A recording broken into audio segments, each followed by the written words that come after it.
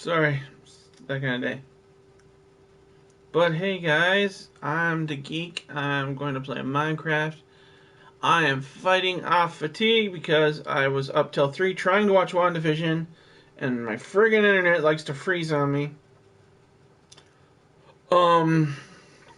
Then I had to be up to pick up a Lego minifigure. So I bought a Lego set secondhand yesterday, and the person who sold it to me forgot one minifigure, and it was the one figure that was exclusive to only that set. So, and no disrespect to that person, like, it's very easy to lose or forget a single piece like that. Why does this take so long to load? But anyway, so I'm really tired. But I'm okay. But we're gonna listen to more, well, ow. What the hell?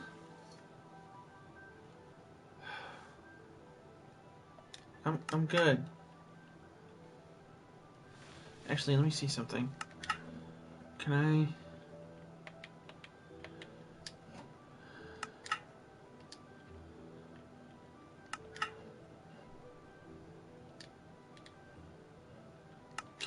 Can you go away?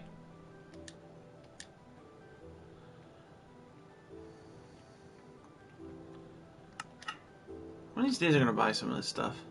But we're gonna listen to more of Silver Eyes. I'm gonna do that now. Said, "Oh," she said. "That's really sad." He shrugged. "I guess. I'm working on something happy now, though." "What's that?" He grinned at her. "It's a secret." Charlie smiled back. It felt good to be out here. Good to just be driving out into the horizon. She cranked the window down and put her arm out into the air, enjoying the feel of the rushing wind. "It's not wind rushing, it's us," she thought. "What about you?" John said. "What about me?" Charlie said, still happily playing against the wind. "Come on, what's the life of Charlie like these days?" Charlie smiled at him and pulled her arm back into the car. "I don't know," she said. "Pretty boring."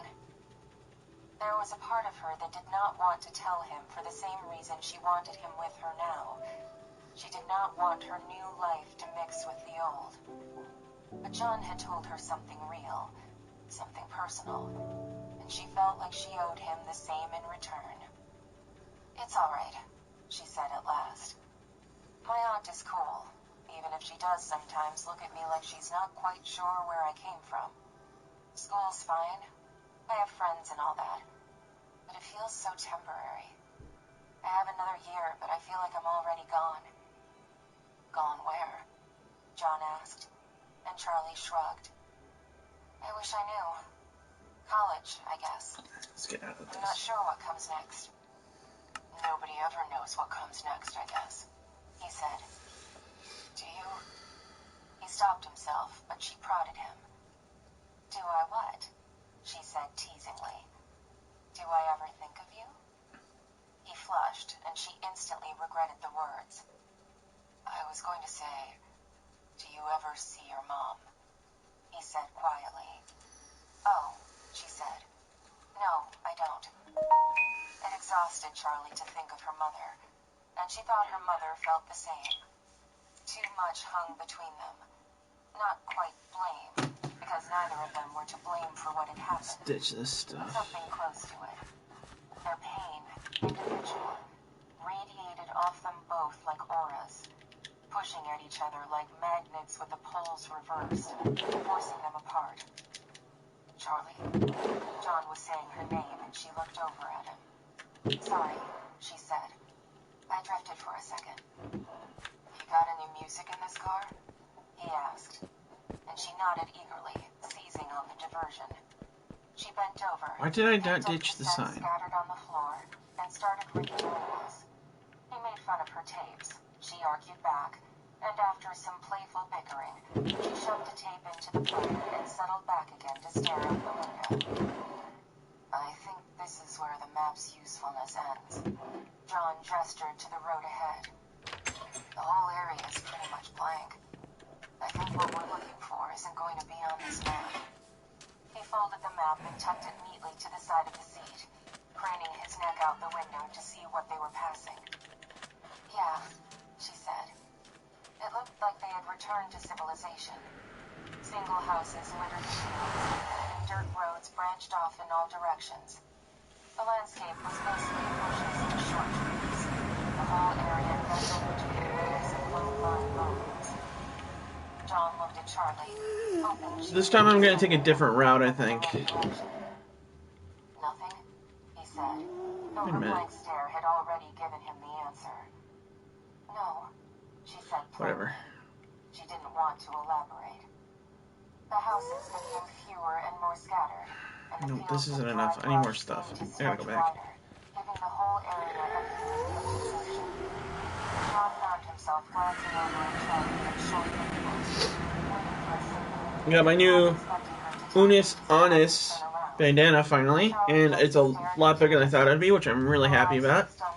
So I can actually wear it on my head. Let's go back. I hope I don't have to go back to one of the towns to get the stuff I'm looking for. We could have missed something, Charlie said. He slowed the car, looking for a spot to make a U-turn. We missed a lot back there. Maybe it's down one of those dirt roads. Charlie laughed. Really? You think we miss a lot? She grew thoughtful. No, none of this feels right. Nothing rings a bell. She felt a tear spill onto her cheek, and she swiped it away before John could notice. Okay, no worries, Charlie said abruptly, pulling herself back from reverie. Let's grab a bite, just you and me. John smiled, still checking his mirrors for a place to turn. That's what I'm looking for. Charlie shivered. Then something caught her eye.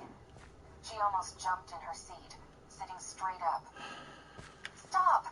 She shouted. John slammed on the brakes. I know I had more dust billowing up all around the car. obsidian. When they stopped, Charlie sat silently as John checked the rearview mirror again, his heart racing. Are you okay? He said. But Charlie was already out of the car. Hey! He called after her, scrambling out of his seatbelt and rushing to lock the car behind him. Charlie was running back toward the town, but her eyes were on the field beside the road. He caught up quickly, trotting along beside her without asking questions. After a few minutes, Charlie slowed and began shuffling her feet on the ground, peering down as though she had lost something small and valuable in the dirt. Charlie? John said. Until this moment, he had not thought about what it was they were doing. It was an adventure, a chance to be alone with Charlie, to run off after a clue. But now she was starting to worry him. He brushed his hair back from his face. Charlie, he said again, his voice touched with concern. But Charlie did not look at him. She was intent on whatever she had found. Right here, she said. She made a sharp turn toward the edge of the road, where something protruded and snaked across the ground. John knelt carefully, brushing some of the loose dirt with his hand and exposing a flat metal beam. He kept going, uncovering a track that stretched across the road and went off into the field in both directions. It took him a moment to speak. It was as though the earth itself had tried to conceal it from him. Be careful, he thought with a minor pang of alarm, but he brushed aside the feeling.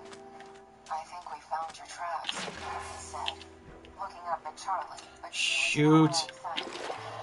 Charlie? He took a quick look up and down the road, but there were no cars. Charlie! He called again, waving the dust away from his face and racing to catch up. When he reached her, he hung back a little, afraid to disturb her intense focus. There was a cluster of trees up ahead, gathered together as though around a campfire, tall and short or thick and scraggly. Charlie dragged her foot along the track as she walked, as if it might vanish if she ceased to touch it. "What is that? An old station?" John asked, squinting and blocking the sun with his hand. There was a long building nestled in the trees, its color blending in with the small grove, making it difficult to spot. The tracks veered away, Should be okay heading off now. toward the mountains, and Charlie stopped dragging her foot along them, letting them go. John finally caught up, and they walked through the dry grass together toward the grove of trees, not far away. Charlie strayed almost randomly, heading away from the building. John hesitated. But he gestured toward the building, then followed her, looking back to make sure he knew the way back to the car. Before long, the ground leveled out beneath their feet. Old pavement, broken with weeds and mounds of crumbling rock, stretched across the field in a narrow, almost hidden path. Oh, wait. Toward the small building. "This is it." I forgot there's another tunnel around here. Or another bin. They walked the road together, dodging around the pillars of grass that shot up from the brakes and flares. The tree was there, the one with reaching arms and ghastly face, but it was no longer frightening, no longer as Charlie remembered. It must have already been dead when she was a child, she realized. Its limbs had fallen off, leaving jagged holes where they had been, and they lay where they fell, rotting into the ground. The tree seemed a frail and weak shade of its former self, only recognizable by the stumps and bulges on its side that revealed its face. Nothing. Now, the face looked tired. The building itself was long and dilapidated. It was a single story with a dark roof and weather-beaten walls. The place had once been painted red, but time and sun and rain had worn out over the paint. It was peeled and curling, all long strips of it gone, and the wood beneath showing, dark with what might be rot. Its foundation was overgrown with tall grass, and Charlie thought it looked as if it were sinking, as though the whole structure was slowly being swallowed by the earth. I didn't bring any food. Charlie grabbed John's arm as they neared it, then let it go and straightened her back. She felt as though she were preparing for a fight, as if the building itself might attack if it sensed weakness. Charlie went warily up the few steps to the door, sticking to the edges and testing the wood before she let down her full weight. The stairs held, and they were soft, splintered patches in the middle she didn't want to try. John didn't follow her right away, sidetracked by something nearly hidden in the grass. "Charlie." He held it up, a battered metal sign with the painted words, "Fred Bear's Family Diner," in red script. Charlie gave a gentle smile. "Of course this is it. I'm home." John came up the stairs behind her and set the sign down carefully by the door. Oops. And they went inside. The door swung open easily. Light streamed I didn't do any through good. windows on all sides. I didn't think it would, but I thought I would try. And decay. Unlike Freddy's, this place had been cleaned out. The wooden floors seemed intact, but they were warped from weather. Sunlight was streaming in, unobstructed. That's the base, And okay. went where it wanted, without furniture or people to block its path. Charlie looked up at the ceiling fan. It was still there, but one of its blades was missing. There were double doors to their right with circular windows. Unlike the dining area, which was breached with sunlight and the sounds of the outside, the room behind the double doors was still pitch black. John was more interested in this than Charlie, and he carefully peered into one of the windows, obviously tempted to nudge it open and see what was inside. Charlie left him to his curiosity and walked farther into the dining room, which he only knew as the dining room through memory. Now it was a vacant and lonely room, stretching long and narrow, at least 50 feet, growing darker as it went. There was a slightly elevated stage at the end of the room, and Charlie realized as she looked around that the place had probably once been a dance hall, and the long desk by the entrance that her parents had used for a cash register had probably been a bar. She went over to it and saw that she was right. There were even grooves and scratches in the wood floor stools had once done their feet. She tried to picture it, a dark bar with a country western band playing on the stage, but she could not. When Charlie looked at the stage, she could still see two animatronic animals in shadow, moving in unnatural twists and turns. She could hear echoes of carnival music and distant laughter. She could still smell the cigarette smoke in the air. She hesitated before going farther, as though the ghosts she remembered might linger on the stage. She tried to catch a glimpse of where John was. He finally had the door to the kitchen half open and was sticking his head inside. Charlie turned her attention back to the stage. Okay, I gotta go back. I forget so much crap. Even the smallest sound was deafening, accompanied by faint whistles as the wind slipped through cracks in the windows and walls. Strips of wallpaper had peeled down and hung flat against the wall, inert until a breeze lifted them up, and they wagged like thin fingers pointing at Charlie as she rocked. Charlie stood at the face of the stage, studying the floor carefully for traces of what might have stood there before. All that remained were holes where bolts had once been. The corners looked blackened, with the shapes of coils and wires etched into dirt and wood. Everything is gone. Her head jerked toward the corner to her right. There was another door. Of course there is another door. This is why you are here. She stood still, looking at the door, but not ready to touch it. She was grasped with a strange and illogical fear, as though spiders and boogeymen might come rushing out. The door was ajar. Charlie looked back toward John again, hesitant to go on without him. As though he heard her calling to him, he leaned out of the kitchen door with a wide-eyed expression. He was obviously enjoying himself, like a kid in a haunted house. Can you come with me? Charlie's plea came as a surprise to John, who seemed pleased but irritated at the same time, having been enjoying his own adventure on the other side of the building. 2 seconds, he promised, then disappeared again. She rolled her eyes, disappointed but not surprised that his childish curiosity would take priority. She rested the back of her hand against the aged wooden door and gently guided it open, bracing herself against whatever might be inside. Okay. Whatever she'd been expecting, this wasn't it. It was a closet. The inside extended off to her left about 8 or 9 feet into darkness. There were horizontal poles mounted along the walls where hangers had once been. Square shapes imprinted in the dust filled her mind with images of boxes, maybe speakers. As she stepped inside, she pushed the door open all the way, trying to let in as much light as possible. As she walked farther in, she let her hand drag along the wall. Although nothing was there now, she could feel heavy cloth, coats and sweaters hanging. No, these were costumes.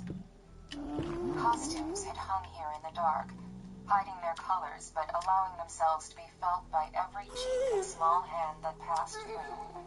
Rubber-padded palms and fingers swayed this way and that. Reflections on false eyes passed overhead. Charlie reached the end and turned to look back. She crouched down, looking up at the empty space. Damn it, whatever. It didn't feel empty. She could still feel the costumes. They were hanging all around her.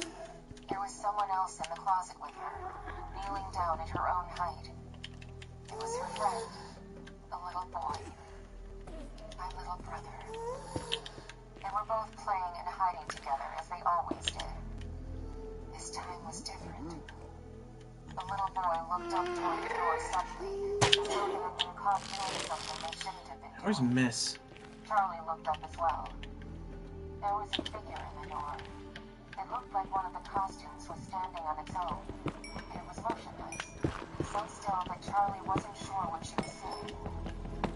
It was the Robin. Yeek. Oh no! Damn it. Just stood there and stared at them, unblinking. Please go out. He felt his warm on his face. Freaking lava. Screwed up his face to wail. I was so unprepared for that. His arm, seized with an instinctual sense Oh, come on! The rabbit looked back and forth from one to the other with those all too human eyes. Ponderous, as though weighing and measuring them in some way that Charlie could not understand. Like it was making a momentous decision. Charlie could see its eyes, its human eyes, and she was cold with terror. She felt the fear in her brother as well, felt it echoing between them, reverberating and growing because it was shared. They could not move. They could not scream. And finally, the creature inside that patchwork red and yellow rabbit suit reached forward for the boy. There was a moment, one single moment, when the children still clung together, gripping hands. But the rabbit snatched the boy to his breast, yanking them apart, and fled. From that moment, the entire memory shattered with piercing and unrelenting screams. Not her brother's, but her own. People rushed to help. Her father picked her up and held her, but nothing could console her. She screamed and screamed, louder and louder. Charlie snapped back from her There's dream. nothing else The here. sound still high and painful in her ears. She was crouched down in silence. John stood at the door, not daring to interrupt. She did not remember much of what had happened next. Everything was dark. It was all a blur of images and facts she had pieced together later. Things she might remember and others she might have imagined. She was never in the restaurant again. She knew her parents shuttered the doors immediately. Then they moved to the new house, and Charlie's mother left a little while after that. Charlie did not remember her saying goodbye, although she knew her mother must have. Her mother would not have left without a goodbye, but it was just lost in the mist of time and grief like so much else. She remembered the first time she stood in the doorway of her father's workshop, the first day they were alone in everything. It was the day he began to build her a mechanical toy, a little dog who tilted its head from side to side. She smiled when she saw it finished, and her father looked at her the way he would look at her for the rest of his life, as though he loved her more than life itself, and as though his love made him unbearably sad. She knew even then that something vital inside him had broken, something that could never be repaired. Sometimes he seemed to look right through her, as if he couldn't see her even when she was standing right in front of him. Her father never again spoke her brother's name, and so Charlie learned not to speak it either, as though to speak it would send them back to that time and unravel Okay, them both. She woke in the mornings and looked for the little boy, having forgotten in her dreams that he was gone. When she turned to where he would be and saw only her stuffed toys, she would cry, but she would not say his name. She was afraid to even think it, and she trained her mind to shrink from it until she truly forgot. But deep inside, she knew it.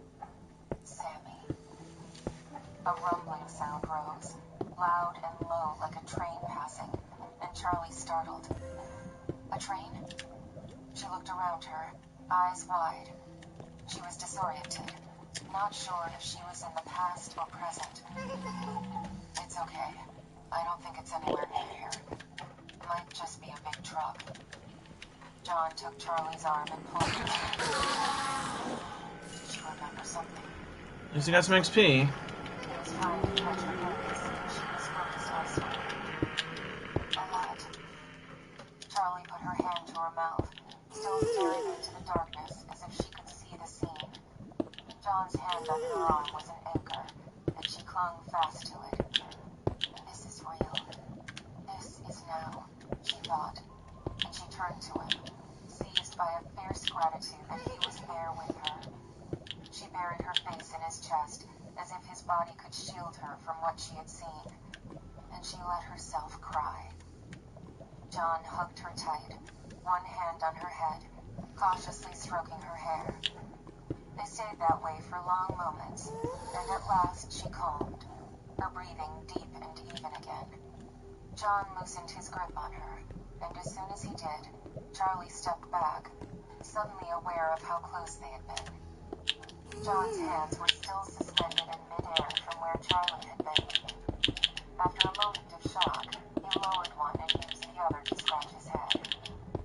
So, he hoped for an answer to fill the silence. A rabbit, Charlie said calmly, looking toward the doorway. A yellow rabbit.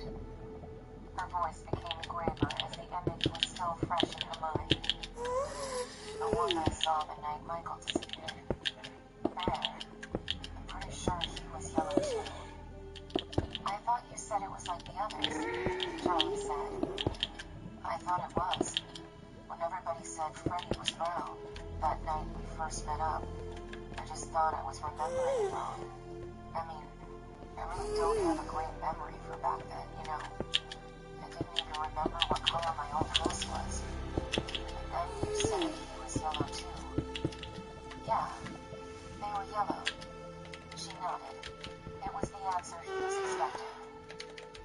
I think it's connected. The animals from here, and the one I saw at Freddy's. And the one who took my brother. Charlie thought. How am I supposed to disappear as I take my shot?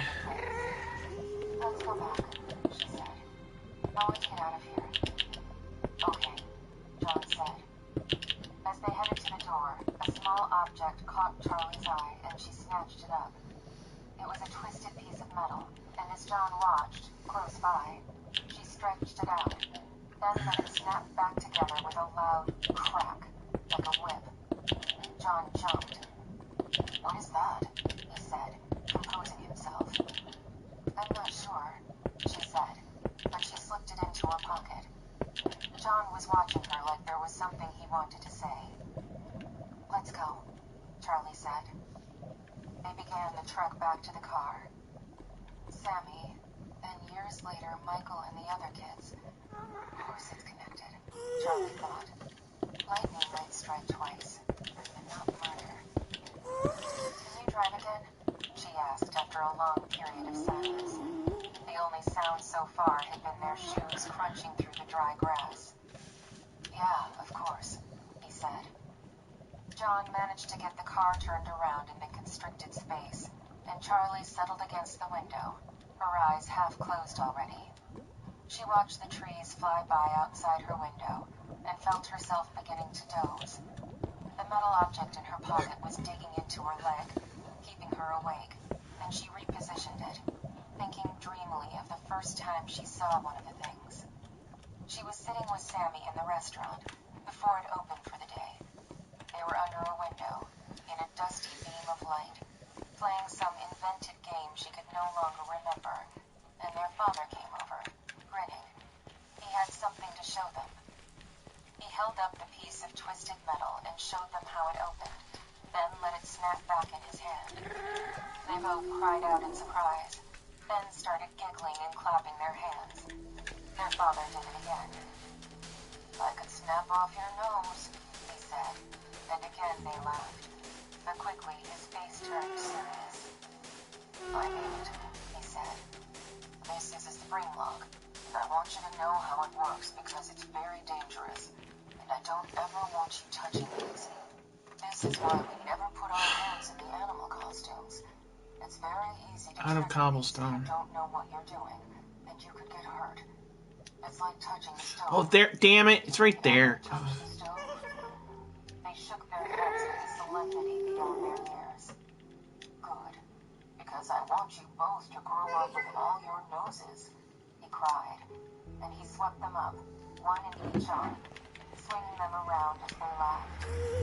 Suddenly there was a loud hissy thump. Charlie jolted out of sleep. What was that? What was what? John said. The car was off. Charlie looked around. They were back at the motel. Charlie took a moment to reorient herself, then gave a reluctant smile. Thanks for driving. What were you dreaming about? John said. You looked happy. Charlie shook her head. I'm gonna go check out those towns I was at and see if I can collect more stuff.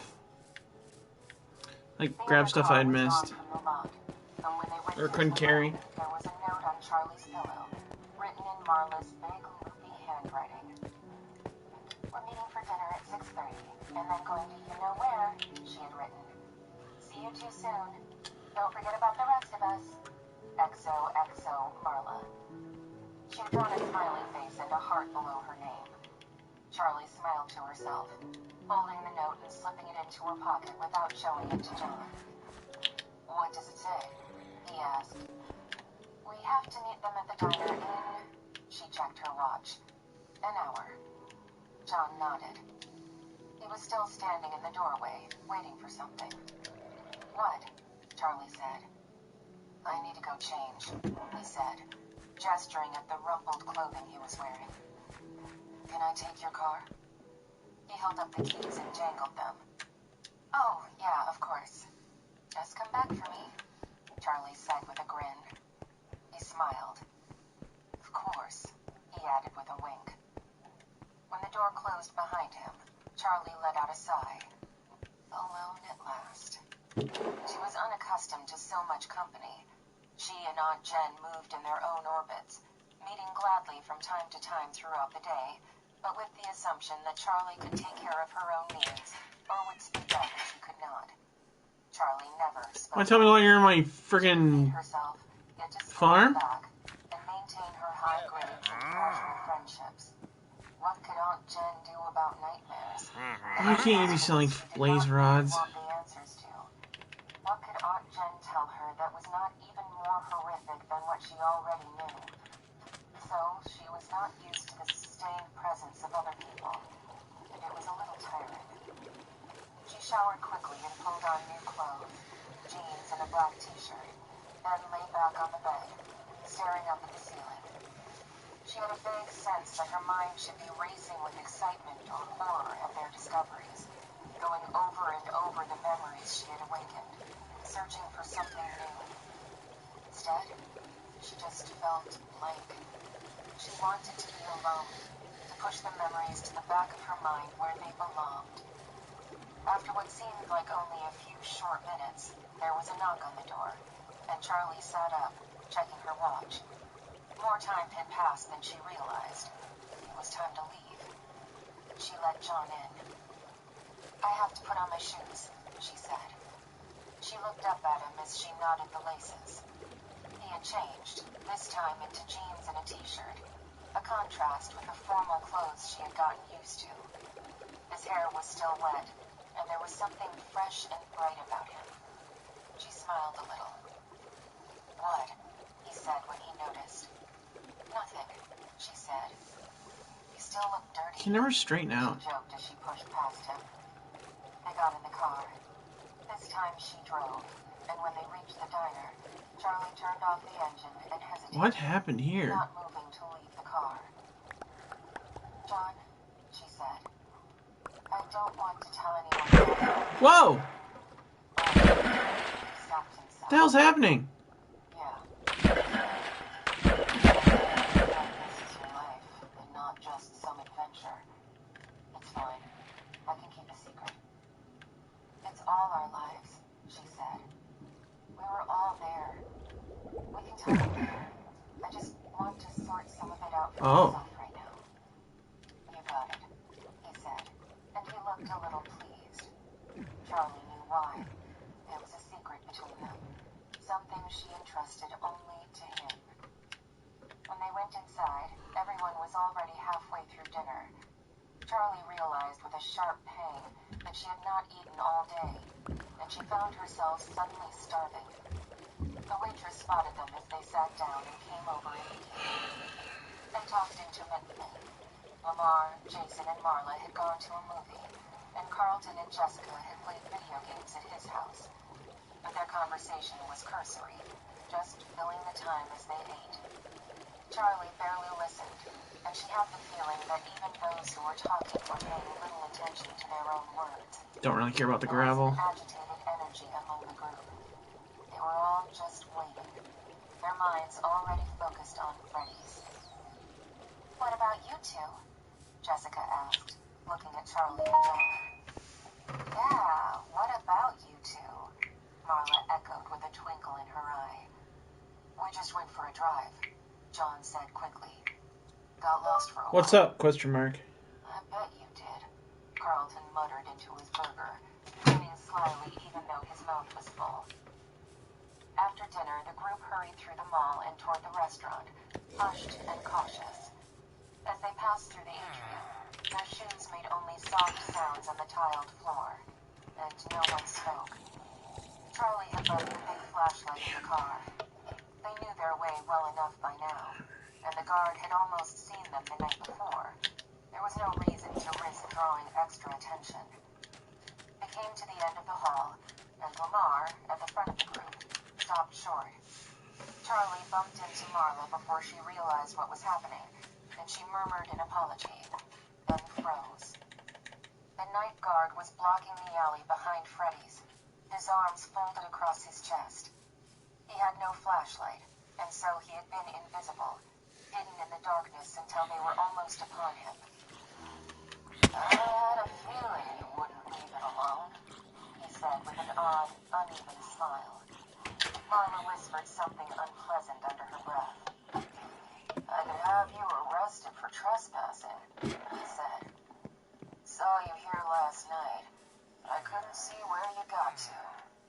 I guess now I know, he added with a smirk. There was something almost immediately off-putting about the man. He was tall and slightly too thin for his uniform.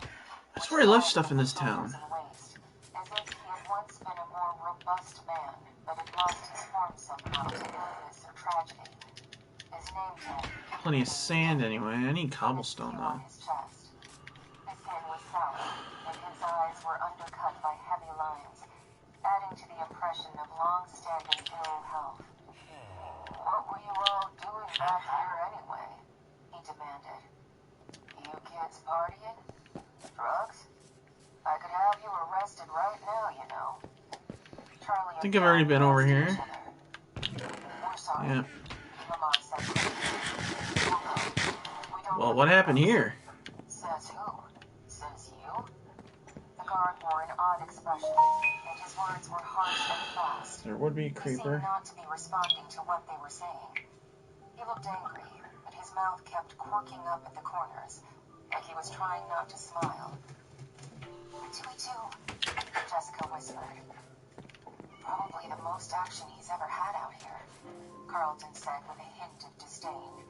And Charlie remembered suddenly that Carlton's father was a cop. She remembered him in his uniform, tilting down his dark sunglasses at them with a long stare, then smiling, revealing the joke. The guard, however, looked like he meant it. We'll go, Lamar said again. Sorry. Charlie looked at the man, considering him. The ill-fitting uniform, his peaky, almost exhausted-looking features. He really could kick them off the property, or even have them arrested for trespassing. But still, she could not really fear him. His inadequacy shone through him like a kind of negative charisma. He would always be shoved to the back of a crowd, always shouted down in an argument, always picked last, forgotten, ignored in favor of those who were simply more vital, more vigorously attached to life. Charlie frowned at herself. It was an unusual train of thought for her. She did not usually assume she could read the lives of strangers through the lines on their faces. It gave her an idea. Why don't you come with us? She said. We just want to explore a little bit more. Then we'll leave. You know your way around better than any of us, she added, hoping that some of the flattery would stick. And then we'll never come back again, Carlton said. The guard did not immediately dismiss the idea, and the others quickly chimed in with their own assurances. The guard peered at them one by one, fixing his gaze on each in turn. When he looked This at town her, seems to be a dead she end, looked but away, that doesn't mean they not all will wanting be. to meet his eyes. I know at least one of these towns has got stuff laying around that I left behind. Once he had inspected them to his satisfaction, he nodded. Sure, he said. Only because I've always wanted to take a walk in there myself.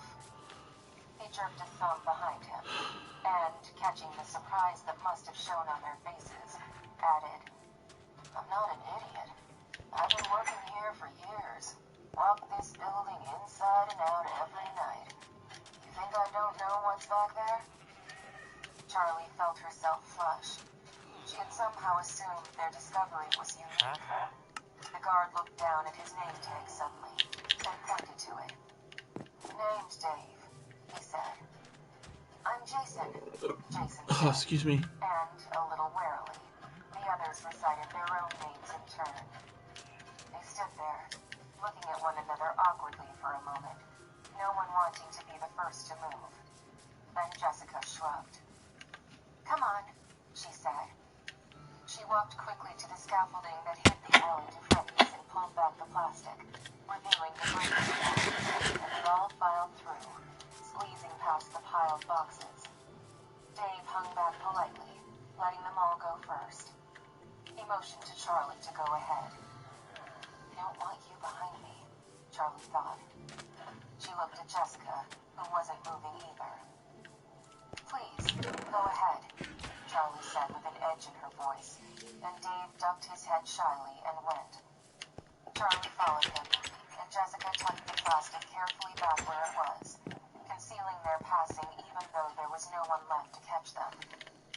As they made their way down the dank alley, Charlie touched her fingers to the brick wall, dragging her hand along it as if to guide her. The flashlight seemed a little dimmer now, though she knew it could only be her imagination. They led the guard to the heavy wooden shelf that hid the entrance, and Lamar, John, and Jessica dragged it out of the way, revealing the door. Charlie expected their new companion to be impressed, but he just nodded, as if he had suspected this all along. One by one, they entered the hall to the restaurant, and again Charlie lagged back from the group. She caught Carlton by the arm as he passed her. Carlton, she whispered. Have you ever seen this guy? Carlton shook his head. It's not that small a town. I don't know. Charlie nodded absently, her eyes still on the newcomer as they made their way down the long hallway into Freddy's main dining room. She had invited the guard because it seemed like the only way to get back in, and now she was beginning to regret it. Letting a stranger into Freddy's was like letting him into her home, like giving something up. What happened to the restaurant? Lamar said, his tone carefully even, forcing a friendliness he could not have felt. Why is it boarded up? And why is the mall abandoned anyway? His voice sounded in the narrow hallway, a little muted. You don't know? Dave said. This town needs money, jobs, revenue, things like that. And one thing we've got a lot of is space. So they decided to build a big mall, try and attract businesses, maybe even tourists.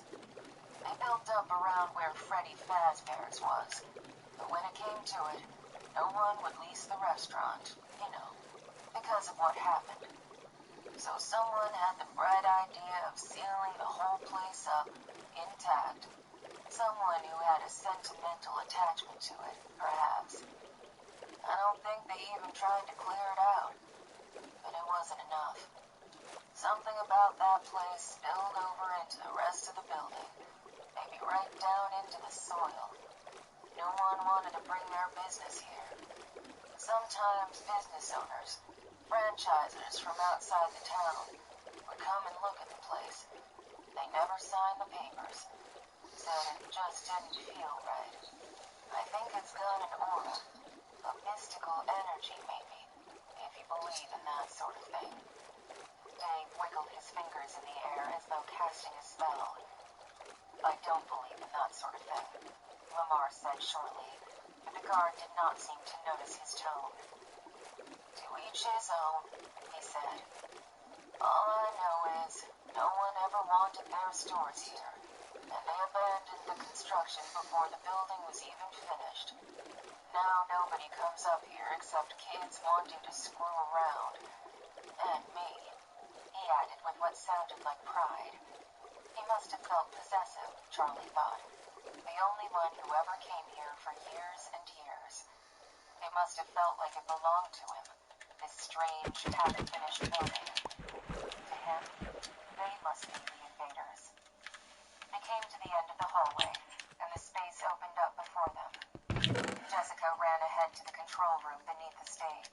her flashlight bobbing merrily ahead of her. She disappeared for a moment, then hit the light switch, and all at once the room was warm and bright. Charlie stopped, blinking in the sudden light. Dave brushed past her, and as he did, something caught her eye. There was a scar on his neck, curved and ugly, almost a perfect half moon. The tissue was knotted and white. The cut that made it must have been a deep one. Only a few feet away, Dave turned in a circle, taking in the restaurant, odd. And as he did, Charlie saw that the scar had a twin, the same half moon, in the same place on the other side of his neck. She shivered a little. The marks were too clean, too perfectly placed. They almost looked deliberate. The group fanned out. Carlton, for some reason, headed toward the kitchen, and Jason wandered away toward the arcade again. "Be careful," Marla called after him, but she was already following Lamar to the control room to join Jessica. Charlie hung back, and John stayed with her. There was something different in the air, Charlie thought. It felt thinner, like she had to breathe deeper to get enough oxygen. He was just a guy, she told herself. But that was the problem. They had brought an outsider in with them, and now the restaurant felt unsecure, no longer hidden away. Freddy's had been breached. Freddy, Bonnie, and Chica had begun to jerk in their stiff, single movements. Charlie looked at Dave, but he did not appear surprised. He's been here before, she thought. Then, of course he's been here before. The whole town used to come here back then. John motioned her on, Must have and just been in that reluctantly one. she went with him to the control room, Dave tagging along behind them like a stray. In the booth, Jessica was hunched over, pressing buttons, and Lamar was studying the control board, trying to make sense of it. Dave peered intently over their shoulders, watching. He was nodding slightly to himself, wrapped up in some private calculation, and when Jessica stepped back and stretched, he cleared his throat. He said. "Could I try?" He drew himself up a little, extending his arm graciously. Jessica and Lamar exchanged glances, then shrugged. "Why not?" Jessica said. They shoved it around so that he could reach the board, and he stared down at it for a long moment without moving, then touched a short series of buttons. A hum rose from the speakers, a long, low tone that did not waver. "Whoa," Jessica said and pointed to the monitors. Charlie saw movement on the screen and backed out of the control room to look for herself. On stage, the animals were dancing. Crudely, awkwardly, without the grace or complexity Charlie remembered. But they were moving in sequences, not just one motion at a time. Charlie went back to the control room but did not go beyond the door. "How did you do that?" she snapped, not caring if it was rude. Dave raised his hands in the air. "Beginner's luck," he said. "I just pressed some buttons." "Right," Charlie said. She rubbed her temples. "Could someone please turn off the speakers?" Lamar darted forward and flipped a switch, and the sound died.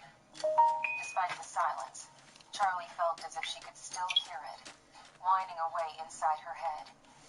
She closed her eyes for a moment, and when she opened them, Jessica and Lamar had gone back to working the controls, but there was a caution to their movements, and they glanced at each other every few seconds as if seeking reassurance. Charlie looked at John. His arms were folded across his chest, and his eyes were trained on the back of Dave's head. In the arcade, Carlton pressed some random buttons on a screen, going down the code. Then disappeared, finding himself the subject of an 11-year-old's resentful stare. "What?" he said. "I'm not a baby," Jason said. "You don't have to watch me." "What?" "Jason, I'm not watching you. I'm just hanging out with you. I'm not Marla. Go stick your tongue in an electric socket for all I care." He waggled his eyebrows comically, and Jason laughed. "Okay then, maybe I will." he said. He scanned the baseboards for a socket, briefly considering calling Carlton's bluff. But when he glanced back, Carlton had already wandered off. Jason bit his lip and rocked on his heels, feeling foolish. This is After a little moment, different, he but I've went back definitely to been the here drawings before. on the wall. There were too many drawings to peruse each one in turn, but Jason suspected he would not need to. As they had the night before, the drawings would come to him. They wanted to be found. All Jason had to do was look.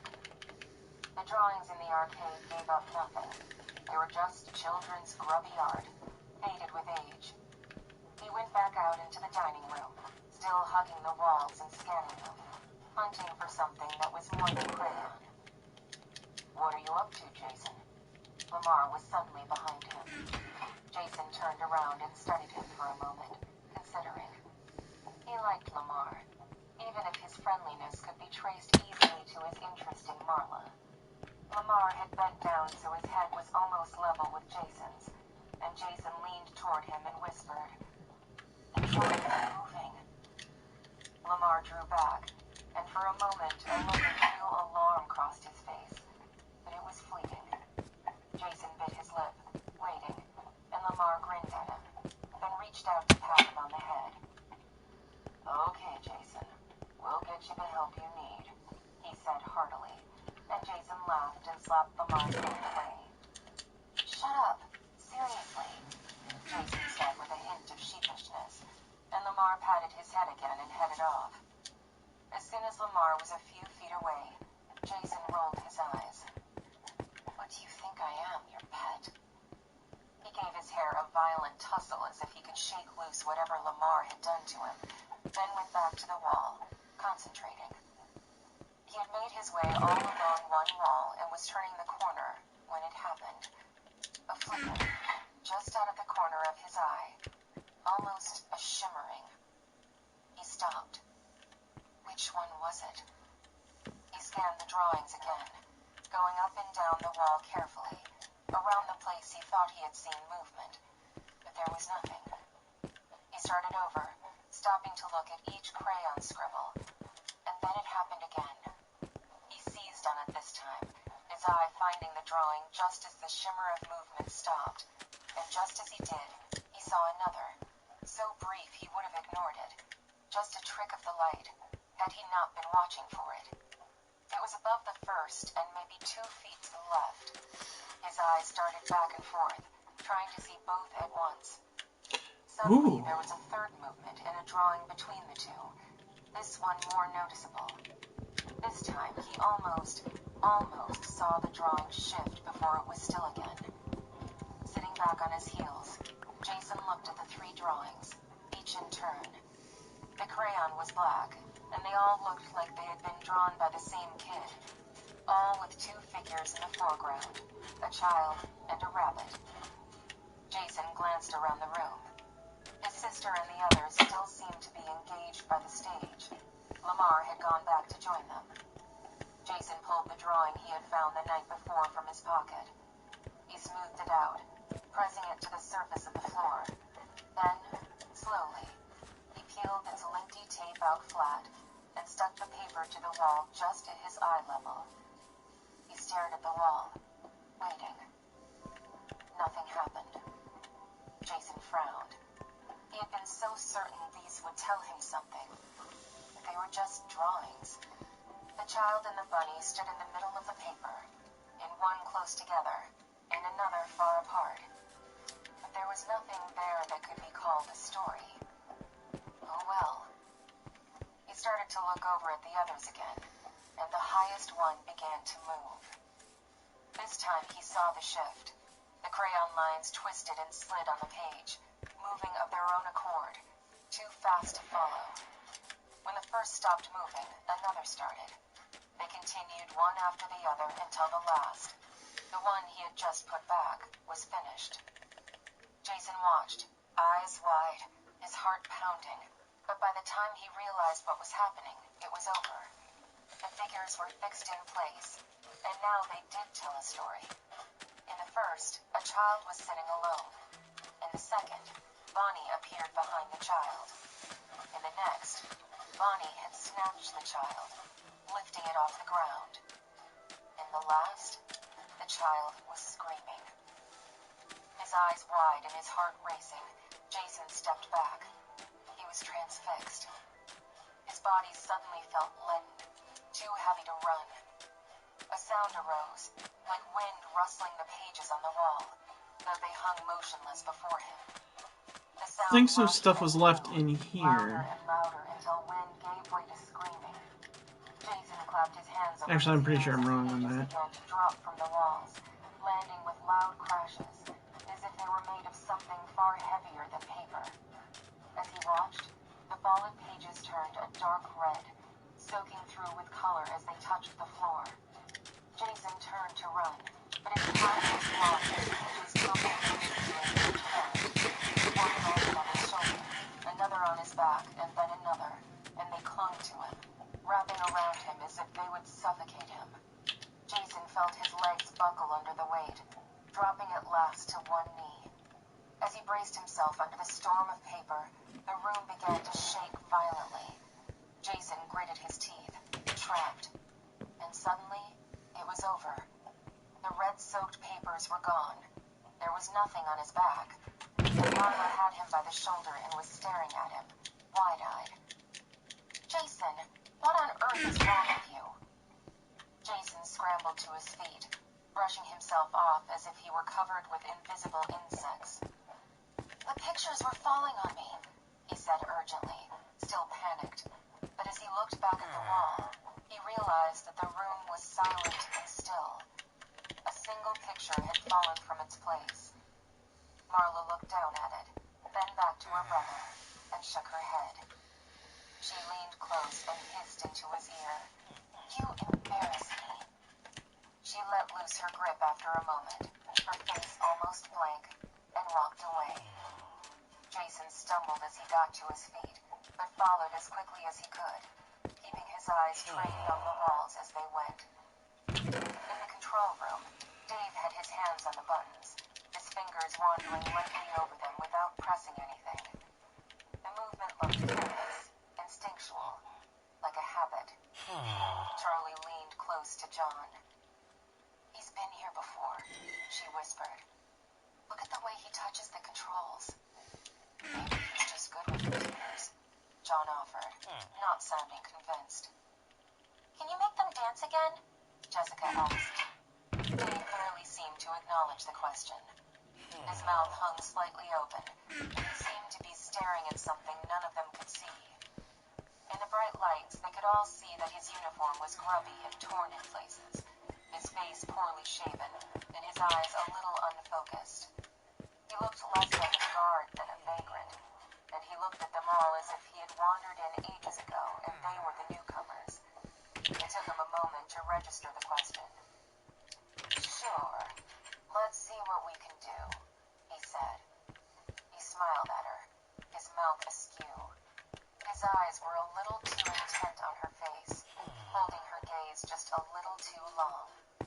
Jessica swallowed, seized with an instinctive revulsion. She smiled back politely. "All right," Dave said. "I've been here a few times before. I think I can work some magic." Charlie and John exchanged glances. "You've been here before?" John said in a careful, even tone, but Dave ignored him, or did not hear. There was a keypad to the far left of the control board that no one had touched yet, as it did not appear to be connected to anything. Now Dave reached for it and began to press the buttons quickly, as if he had done it 100 times before. He gave Jessica a conspiratorial glance.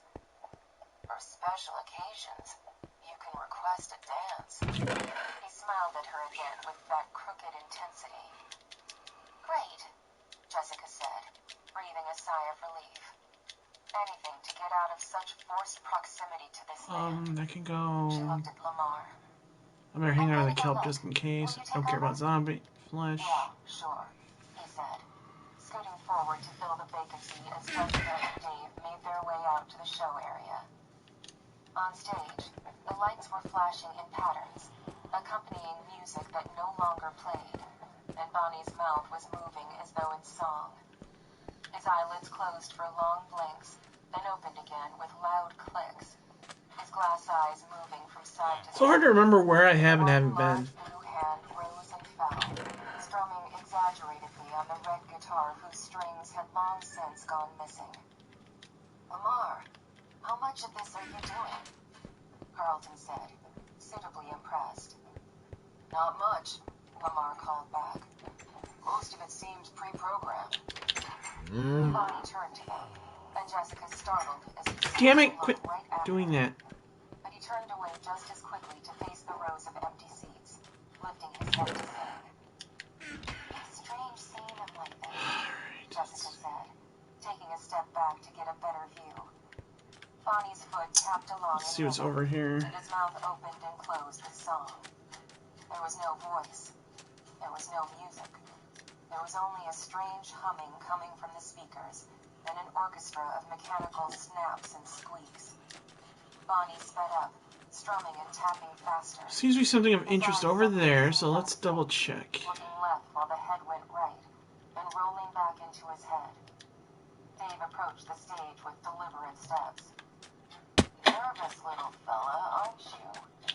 He smiled, seemingly unbothered as the rabbit moved faster and faster. Hey, Lamar, can you take it down a notch? Jessica called.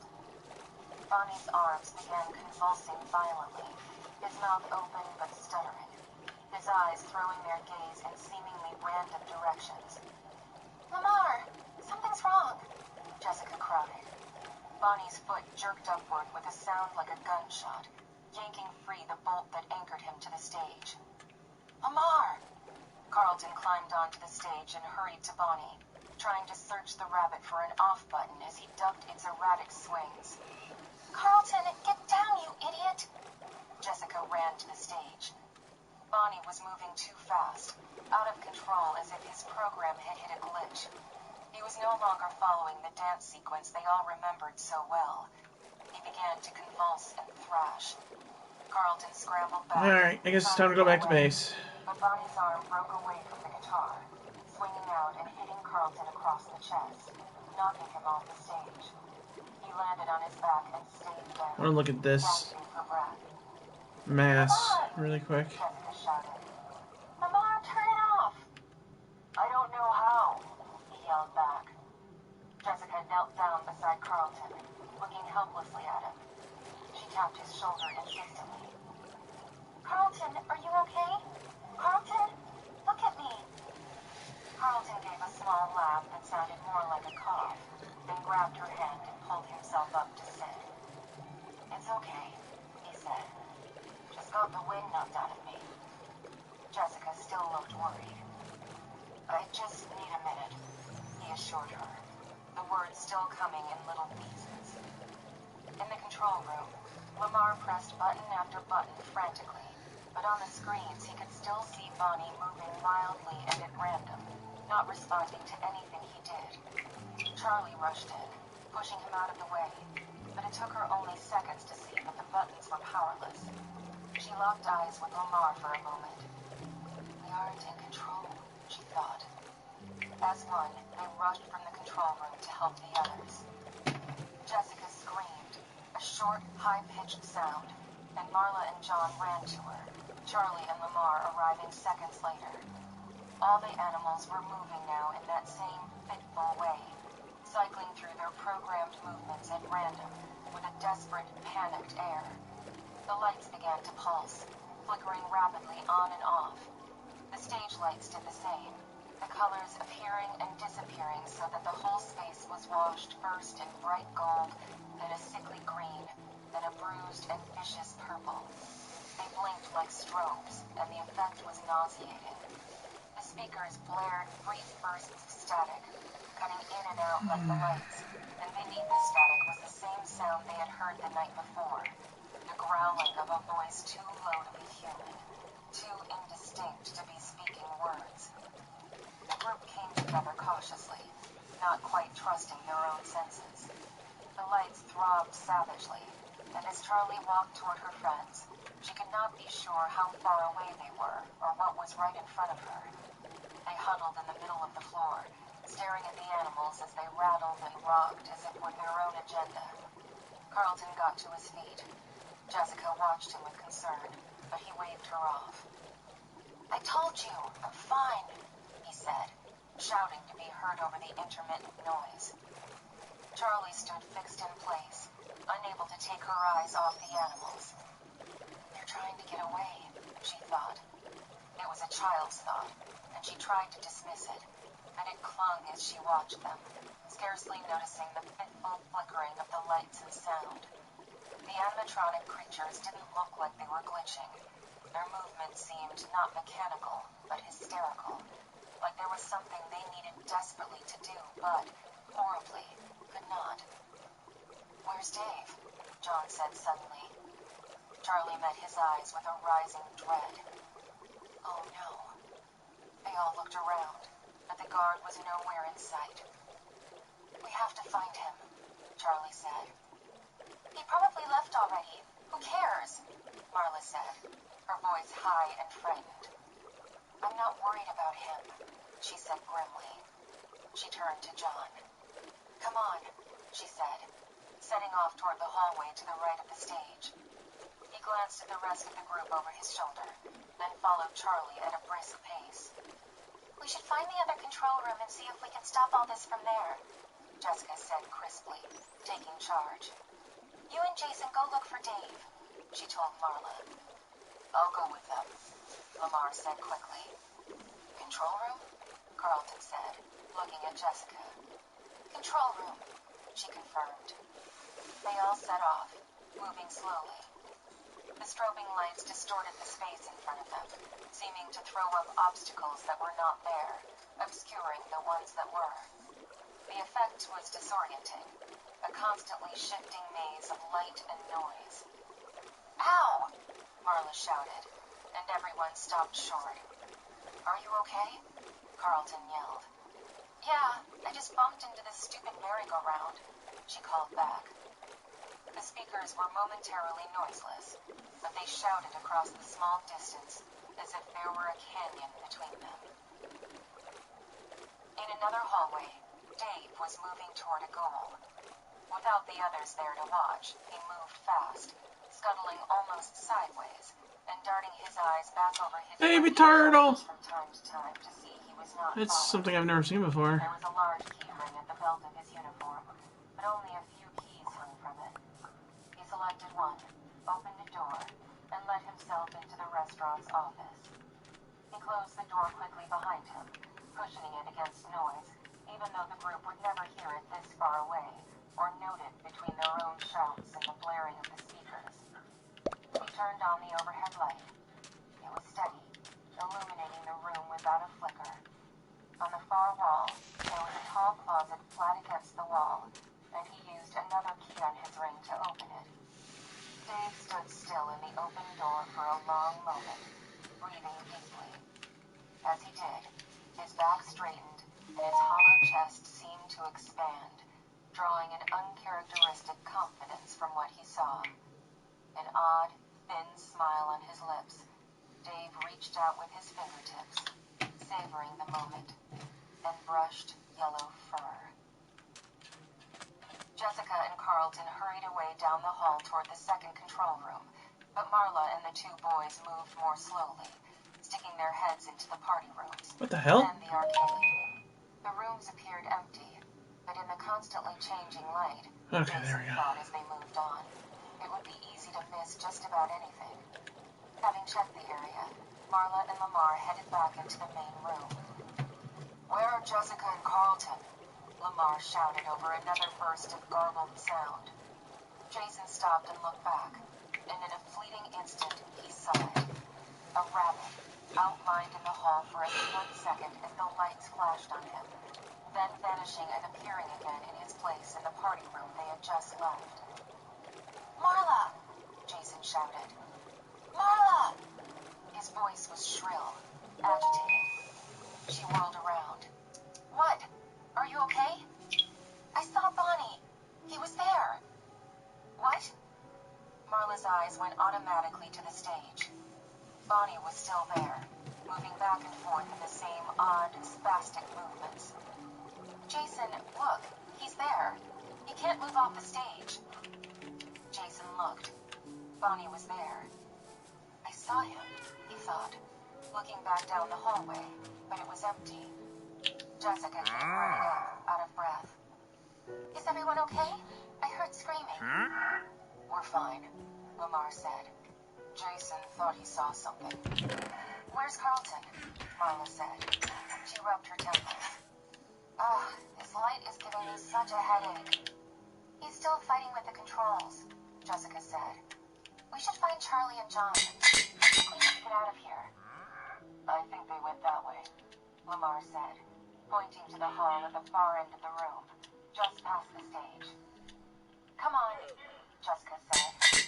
Jason followed as the group crossed the main dining room again, maneuvering cautiously around tables and chairs. He looked back as they reached the hall. Suddenly, Bonnie appeared again, darting out from the arcade and ducking into the hall that led to Pirates Cove. Jason watched his sister and the others file through the doorway, then slipped away before they could see him go. He ran across the room, intent on following the rabbit, then slowed his pace when he reached the dark hallway. The lights in the little hall were completely out, and though he could see nothing, it was a minor relief from the pulsing strobes. Jason hugged the wall as he moved, trying to scan ahead of him for signs of movement. It was too dark. His eyes had not adjusted.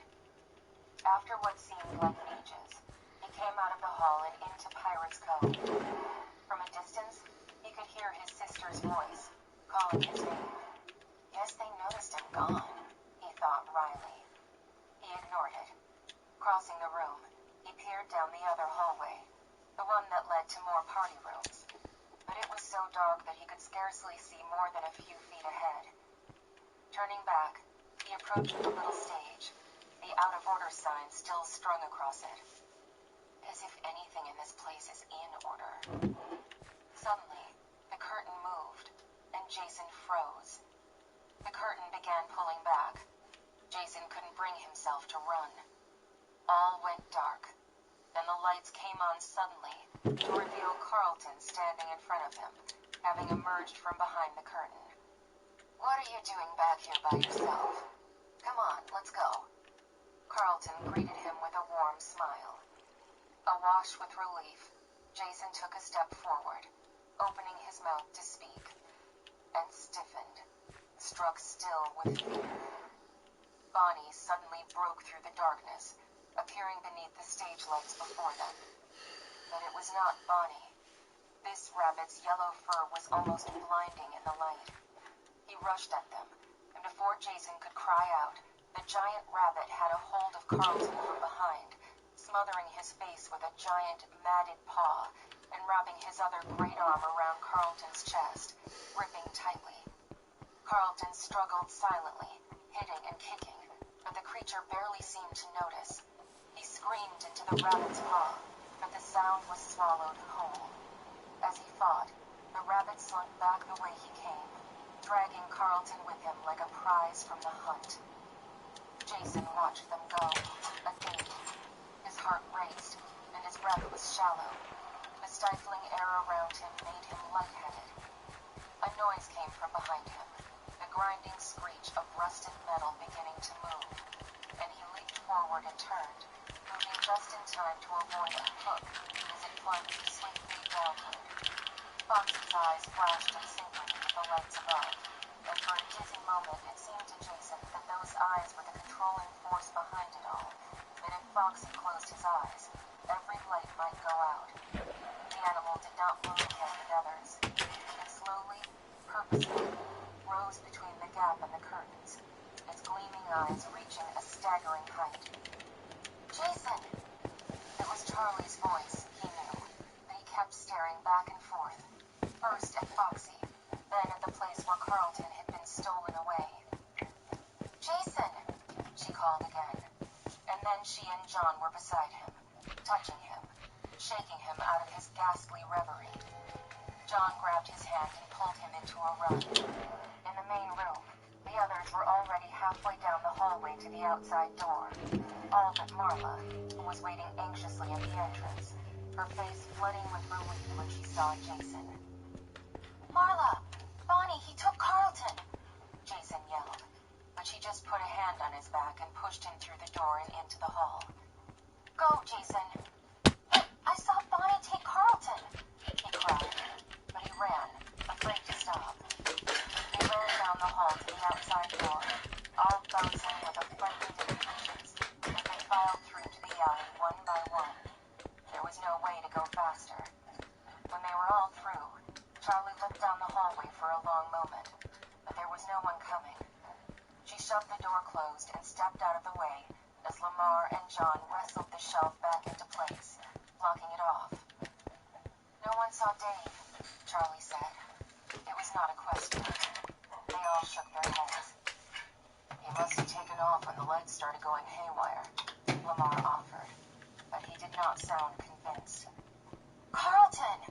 Jason cried out again. "Carlton is still in there! Bonnie took him!" They all glanced around. Carlton was not with them. "Oh no," Jessica said. "He's still inside." "Bonnie took him," Jason said, choking out the words one by one, his voice shaking. "I saw it. Bonnie was there. He was in Pirate's Cove, and he grabbed Carlton and carried him away. I couldn't stop him." He scrubbed a sleeve across his eyes, wiping tears. "Oh, sweetheart." Marla hugged him, and he clung to her, hiding his face in her shirt. "No, it was a trick of the light. Bonnie couldn't do that. He's just a robot. He was on stage when we left." Jason closed his eyes.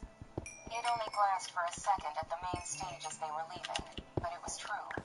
Bonnie had been there, moving in strange and clumsy twists and bends, stuck in place.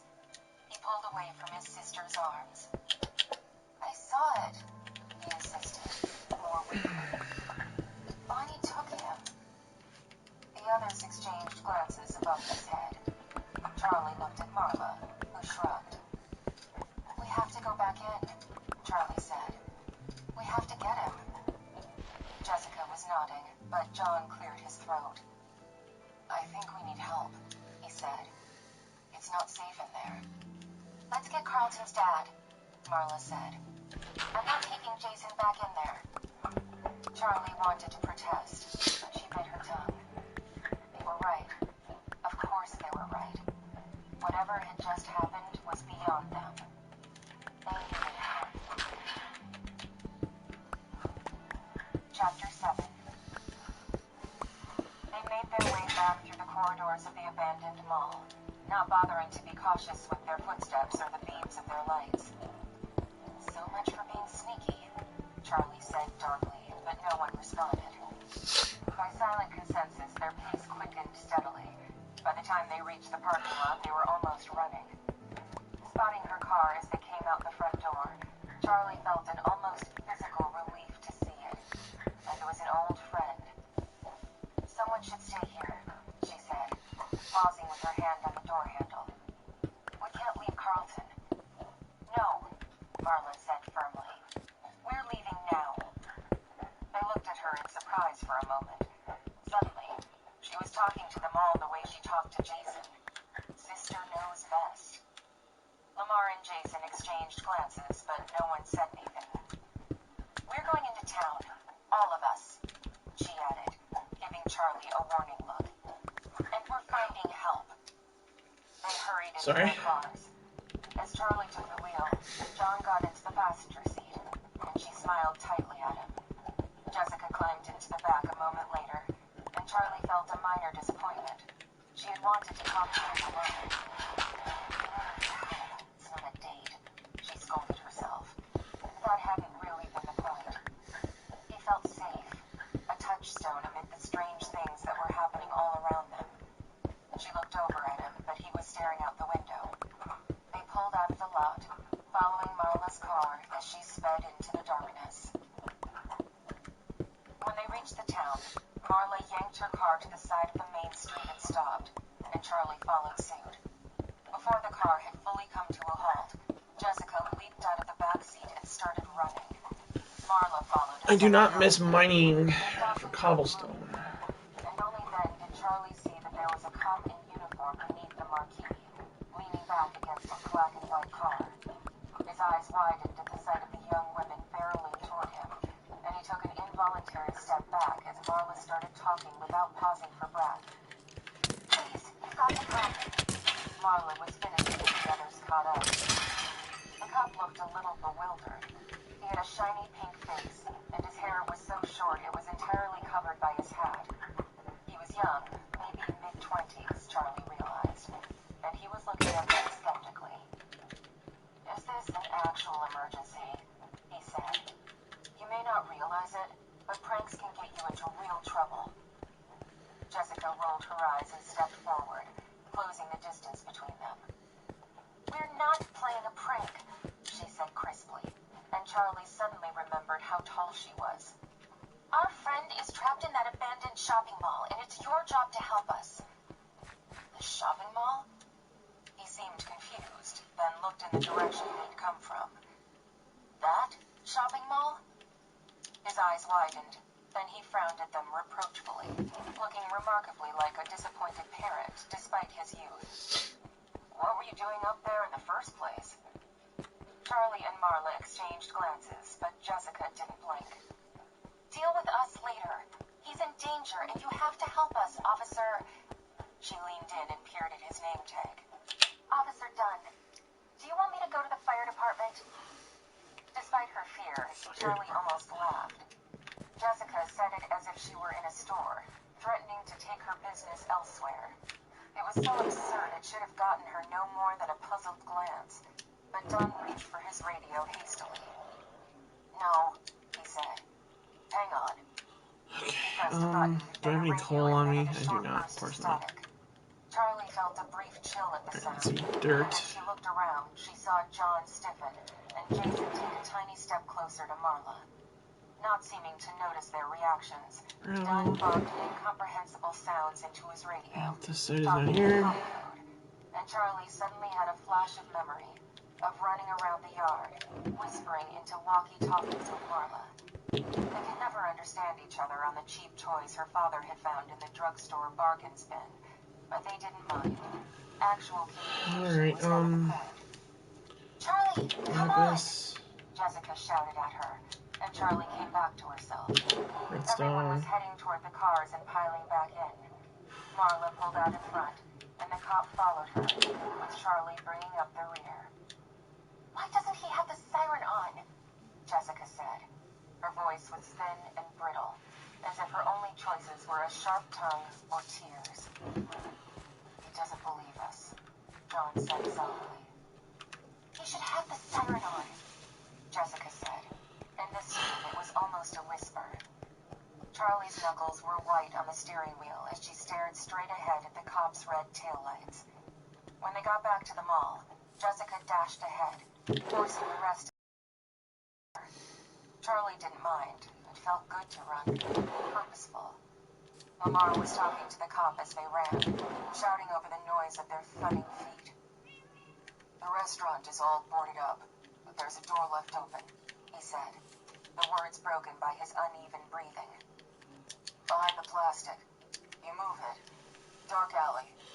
Carlton smells like feet. My controller died.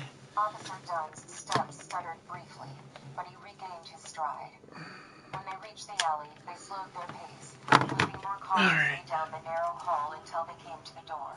Alright. Right here, John said. And Dunn Are you kidding me? to help with the shelf. They drew it back too fast, the contents rattling and wobbling. The shelf pitched backward, and tools, cables, and paint cans full of nails crashed to the floor. Ow! John yelled. Some bitch break my boat? Off his foot. They all watched as the things scattered, some rolling away and vanishing down the dark corridor. Little bastard broke. Oh, there it is. Jason wailed, and they all looked up from the spill. He was pointing at the door. What is this? Marla gasped. The door had chains strung across it from top to bottom, 3 enormous padlocks holding them all together. The links were bolted into the metal frame of the door, and they were heavy. Too heavy to cut without special tools. It was all rusty. The whole thing looked as though it had been there for years. Charlie walked up to the door and touched a chain, as if to be sure it was real. "This wasn't here," she said, the words sounding inane even as she spoke. "We have to get him out," Jason cried haltingly. Alright, this controller has a drift issue. "Bonnie is going to kill him, and it's my fault." "What's he talking about?" the police officer said, looking at them with renewed suspicion. "Who is Bonnie, and why is she going to hurt your friend?" It's a robot," Charlie said quickly. "The robots from Freddy Fazbear's are still there, and they still work." "Freddy Fazbear's?" Dunn's face flushed, and he looked at the door again. "I used to go there as a kid," he said. Alright, I gotta fix this. Charlie caught between nostalgia and fear. He caught himself quickly and cleared his throat. "He came to life," Jason insisted, no longer making the effort to hide his tears. Dunn bent down to his height. This one's plugged in, I'll just use it as plugged in. "What's your name?" he asked. "We have to get him out," Jason repeated. "His name is Jason," Marla said, and Jason glared at her. "Jason," Dunn said. He put a hand on Jason's shoulder, glancing at the others with an obvious suspicion. No, son, let me be condescending. Made him say that, Charlie realized. Jason wriggled in Dunn's grasp, but the officer did not let him go, looking him in the eye to ask the next question. "Jason, did they tell you to say this? What's going on here?" Irritated, Jason pulled free and took a large step back. "That's what really happened," he said firmly. Officer Dunn exhaled, a long, slow vent of frustration, then got to his feet, shedding his kid-friendly act. "So, the robots took your friend," he said. "I know what you're trying to pull," said his tone. "We were in there," Charlie stated flatly, keeping her voice level, as if saying it calmly and plainly enough might convince him that they were not telling lies. "Our friend didn't make it out." The officer looked again at the chains. "Look," he said, apparently deciding to give them the benefit of the doubt. "I don't know how you got in there in the first place, and right now I don't want to know. But the machinery in there is old. It hasn't been touched in 10 years. Chances are it's pretty spooky. Heck, I wouldn't want to go in there. So even though I can't blame you for being freaked out, I can guarantee you those robots in there aren't moving by themselves. That place is dead, and it needs to be left alone," he said with a forced chuckle. Jason set his jaw, but he didn't say anything. "I think you all need to go home," Dunn finished, the statement sounding more like a threat than advice. They looked at one another. After a moment of uncomfortable silence, Jessica looked to Charlie. "These chains weren't here before, right?" she faltered, looking back at her friends for confirmation, like she was beginning to doubt her own memory. "No," Charlie said instantly. "They weren't. We aren't leaving, and we need your help." "Fine," Dunn said shortly. "What's his name?" He produced a notebook seemingly from nowhere. "Carlton Burke," Jessica said.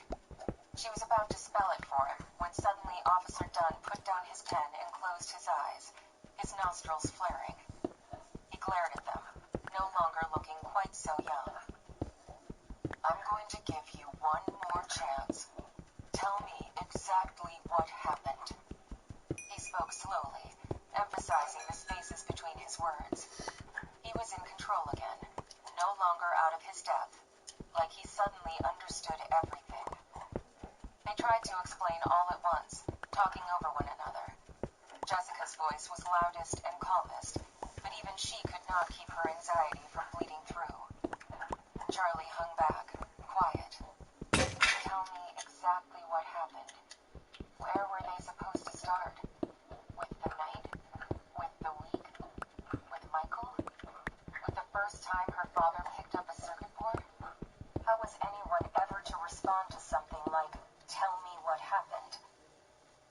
was nodding, and he picked up the radio again. But this time he spoke comprehensively. Nora, call Brooke. It's his kid. I'm up at the old mall site. There was an answering burst of static, and the officer turned his attention back to them. Come on, he said. Come on where? John said. Off the property. Marla started to protest, but Dunn interrupted. I'm escorting you off the property, he said. He pulled the baton from his belt and pointed with it. Come on, Lamar said. Jason was still staring sullenly at the ground, and Lamar gave him a gentle nudge on the shoulder. Jason, come on. We have to do what he says now, okay? But Carlton, Jason said loudly, and Lamar shook his head. I know. It's okay. We'll find him. But we have to go now. He guided Jason toward the mouth of the alley, and everyone followed. The police officer walked behind, following Charlie a little too closely. She sped up, but so did he, and she resigned herself to being shadowed. When they got to the parking lot, he directed them to wait by the car and walked off a few paces, speaking into the radio again, too far away to hear. What's going on? Jason said. He was beginning to whine. He heard the tone in his voice and tried to modulate it. I am not a little kid, he reminded himself. No one answered, but Marla rubbed his back absently, and he did not move away. Long minutes passed in silence. Jessica sat on the hood of the car, facing away from the rest of the group. Charlie wanted to go to her, but she did not. In her distress, Jessica was closing down, going stiff and cold and snippy. And Charlie did not think she had what it took to break through that without breaking down herself. Was he talking about Carlton's dad? Charlie asked, but no one had time to answer. Headlights appeared, and a car pulled in beside them. The man who got out was tall and thin, and his light hair could have been either blonde or gray. Carlton's dad, Marla whispered, a late answer to Charlie's question. The man smiled as he approached. Carlton's dad, he confirmed. Though, since you're all grown up now, you'd better call me Clay. They all muttered it, half in greeting, half just to test it out. Jason covered his mouth self-consciously, tonguing the invisible gap in his molars. I thought our days of mischief would be behind us, no? Clay said, his expression good-humored. Jessica slid off the hood of Charlie's car, her face drawn. I'm so sorry. He's missing, she said tightly. I don't know what happened. He was right with us. Bonnie kidnapped him, Jason burst out. I saw. The rabbit took him. Clay started to smile, then stopped himself when he saw their faces. Oh, kids, I'm sorry. You haven't been around in a while. I'm afraid Carlton is playing a joke on you. All of you. What? Lamar said. Oh, come on. With you guys back in town, he couldn't resist, Clay said. Whatever happened, I guarantee he set it up. He'll probably pop out of the bushes any minute now. There was a silence as they all waited against probability. Nothing happened. Well, Clay said at last. That would have been too much to ask. Come on, why don't you come back to our place? I'll make you all some hot chocolate, and when Carlton finally shows up, you can tell him he's grounded. Okay, Charlie said, without waiting for the consent of the others. She wanted to believe Clay, wanted to believe that Carlton was all right and would show up laughing. But almost as badly, she wanted to go somewhere where an adult was in charge, someone who would make hot chocolate and assure them there was no such thing as monsters. Her father had never made that claim. Her father could never have told her that lie. No one objected, and so they started up their caravan again, trailing Clay home. They all settled into their accustomed places. Charlie, John, and Jessica in Charlie's car, and Marla, Jason, and Lamar in Marla's. In the rearview mirror, Charlie saw Officer Dunn's car still right behind them.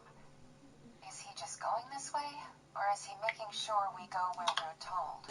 She wondered. But it didn't really matter. They weren't planning on flight. At Carlton's house, they filed in through the front door. Charlie looked back in time to see the police car drive on by. He was following us. As they climbed the steps, John leaned in to whisper in her ear. I didn't realize how rich they were when I was a kid, he said, and she stifled a laugh. It was true. The house was enormous. It was 3 stories high, and it sprawled out into the woods that surrounded it. So wide that Charlie thought there must have been whole rooms where all you could see out the window was trees.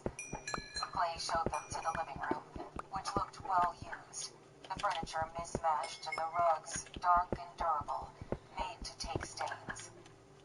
Carlton's mom, who you can call Betty now, is asleep, Clay said.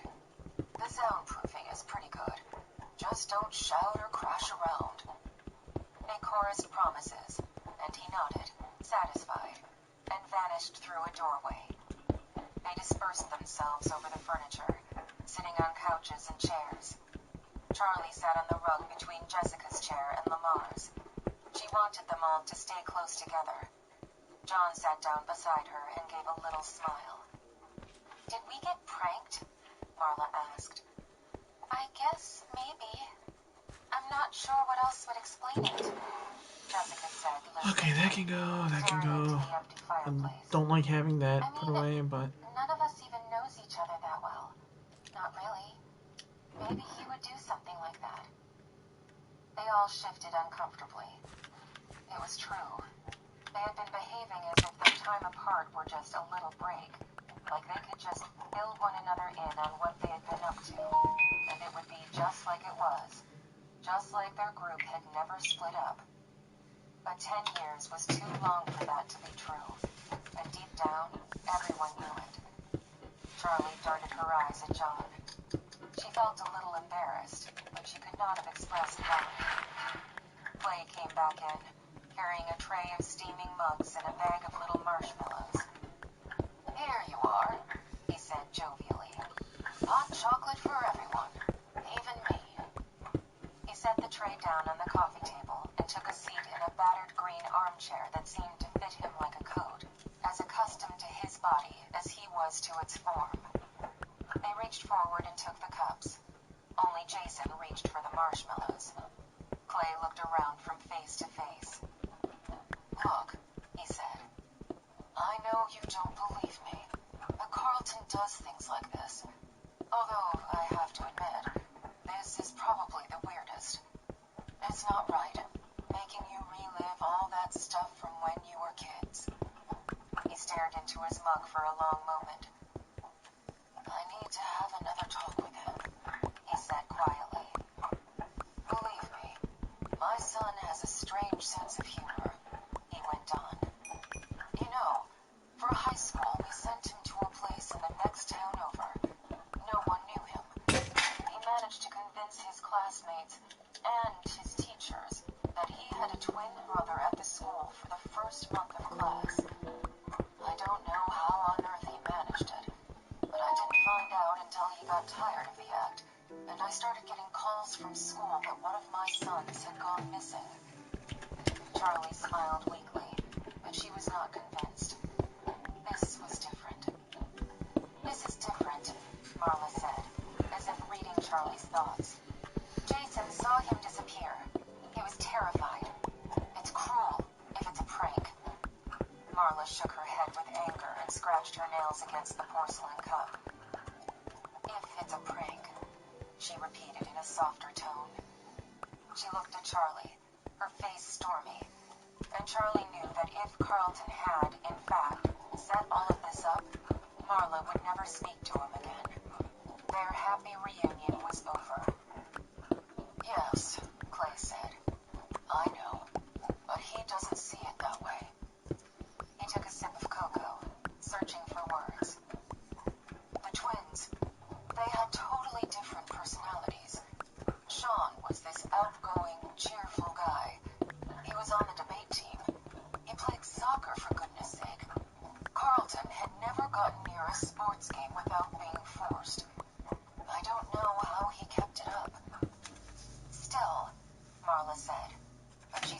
less convinced. The worst part was, Clay went on, talking more to himself now than to the teenagers. Sean had a girlfriend. She really liked him too, but he was just playing the part. Poor girl had been dating a guy who didn't even exist. I think he was surprised when he realized how upset people were. He gets carried away and just assumes everyone is having as much fun as he is. Charlie looked at John, and he met her glance anxiously. We don't know each other. Not really. Maybe he did set it up, she said aloud. Maybe, Jessica echoed. I saw him, Jason said loudly. Before anyone could respond, he stormed out of the room, disappearing through a doorway. Marla stood automatically and moved to follow him, but Clay put up a hand. Let him go, he said. He needs some time to himself, and I want to talk to the rest of you. He set his mug down and leaned forward. I know you were just kidding around, but I don't want to hear you kids joking about Freddy Fazbear's. You know, I wasn't the chief back then. I was still a detective, and I was working on those disappearances. To this day, it was the worst thing I've ever had to see. It's not something to joke about. He looked at Charlie. His gray eyes were hard, and the lines of his face were immobile. He was no longer the friendly father figure, but the ghost, staring as if he could see right through her. Charlie had a sudden urge to confess, but she had nothing to confess to. I'm especially surprised at you, Charlie, Clay said quietly. Charlie blushed, shame rising up in her with a flush of heat. She wanted to protest, to explain herself, to say anything that might soften the eye Oh boy. that bore into her skull. Instead, she ducked her head and muttered an indistinct apology. Lamar broke the silence. Mr. Burke, Clay, did they ever find out who did it? I thought they arrested somebody. Clay didn't respond for a long moment. He was still looking at Charlie, and she felt as if he were trying to tell her something, or else read something in her face. Clay? Marla said, and he seemed to come back to himself. He looked around the group, his expression dark. Yes, he said quietly. We did arrest someone. I did, in fact, and I am as sure now that he was guilty as I was then. So what happened? Lamar asked. Lack of There was evidence. a hush among the group, as if something very important was about to happen. There were no bodies, Clay Burke said. We knew it was him. There was no doubt in my mind. But the children had disappeared. They were never found, and without their bodies. He stopped talking, staring off into the middle distance as if scarcely aware that they were there. But kidnapping, Charlie said.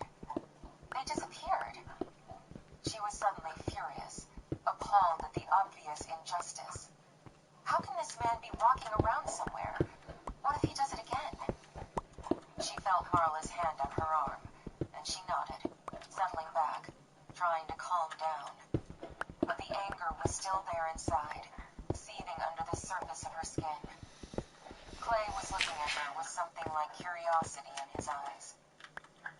Charlie, he said, justice penalizes the guilty, but it must also protect the innocent. It means that sometimes the guilty get away with terrible things, but it is the price we pay. He sounded grave, his words weighty. Charlie opened her mouth to argue. But this was my price, she wanted to say. But before she spoke, she looked at his face. He had a grim conviction about him. What he was saying mattered very much to him, and he believed it utterly. It's how you sleep at night, she thought with an uncharacteristic bitterness. They locked eyes for a long moment. Then Charlie sighed and nodded, giving up the challenge. Intellectually, she didn't even disagree with him. Clay sat up suddenly in his chair.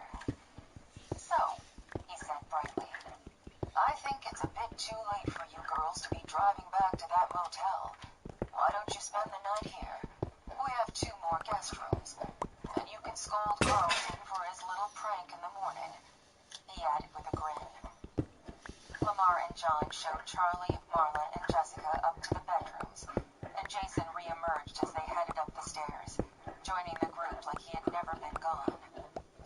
So, Jason and I will take one, Marla said. And Jessica, you and Charlie can have the other. I want to stay with Lamar, Jason said instantly, and Lamar grinned widely before he could help himself. Yeah, okay, he said. He glanced at Marla over her brother's head, and she shrugged. Take him, she said. Keep him if you want. So that means someone gets her own room, she went on. Or we could all stay together. I know everything is fine, but I kind of feel like we should stay together. She was voicing Charlie's precise thoughts from only a little while before, but now Charlie jumped in. I'll take the other room, she said. Marla gave her a dubious look, and even John looked a little surprised. But Charlie just looked at them and said nothing. When the door closed behind her, Charlie sighed with relief. She went to the window. It was as she imagined, nothing in view but the trees. The Well, house this is seemed completely utter unfamiliar, though she knew entertaining the gameplay, driveway right, and the guys? road were just on the other side. From outside, she could hear nocturnal birds and the rustling of other, larger creatures on the ground below. She felt suddenly restless, wide awake. Looking out the window, she almost wanted to go outside, to slip into the woods and see what they concealed. She looked at her watch. At the very least, I know I'll have enough cobblestone to work for a little while in the nether. She took off her shoes And I can start enchanting items because I found some diamond. Carlton's house, well worn, the kind of furniture only owned by people who have been wealthy for generations, whose ancestors could afford things of such high quality that they lasted for 100 years. Charlie closed her eyes in what she assumed would be a futile effort to find rest. But as she lay there, listening to the sound of the woods and Jessica and Marla gossiping and laughing in the next room, she felt as if she were sinking into the mattress. Her breath deepened, and she was soon asleep. She woke suddenly, startled from sleep. She was a little girl again, and her father was asleep in the next room. It was summer, and the windows were all open. It had started to rain, and the wind rushed into the room in great gusts, blowing her bedroom curtains in a frenetic dance and ushering in a fine mist. But that was not why she awoke. There was something in the air, something unshakable that gripped her. Something was very wrong. Charlie climbed out of bed, lowering herself carefully onto the floor. Beside her bed stood Stanley the unicorn, patient and deactivated, staring at her with lifeless eyes. She patted his nose, as if giving him comfort might bring it to her as well. Quietly, she snuck past him and out into the hallway, uncertain what compelled her. She crept down the hallway, past her father's room to the stairs, and ducked down beside the wooden banister, as if its open slats could protect her from anything at all. She held fast to it as she made her way down the staircase, letting the rail take her weight as she avoided the boards that creaked. One by one, she took the steps. It felt like ages, like years might pass before she reached the bottom. And when she arrived, she might be an old woman, her whole life spun out in the descent of these stairs. At last, Charlie reached the end of the stairs, and she looked down to see that she had changed. Her body was no longer small, nightgown-clad and barefoot, but her teenage body, tall, strong, and fully clothed. When she straightened from her fearful crouch, she stood taller than the banister, and she looked around at her childhood home, startled. This is me, she thought. Yes, this is now.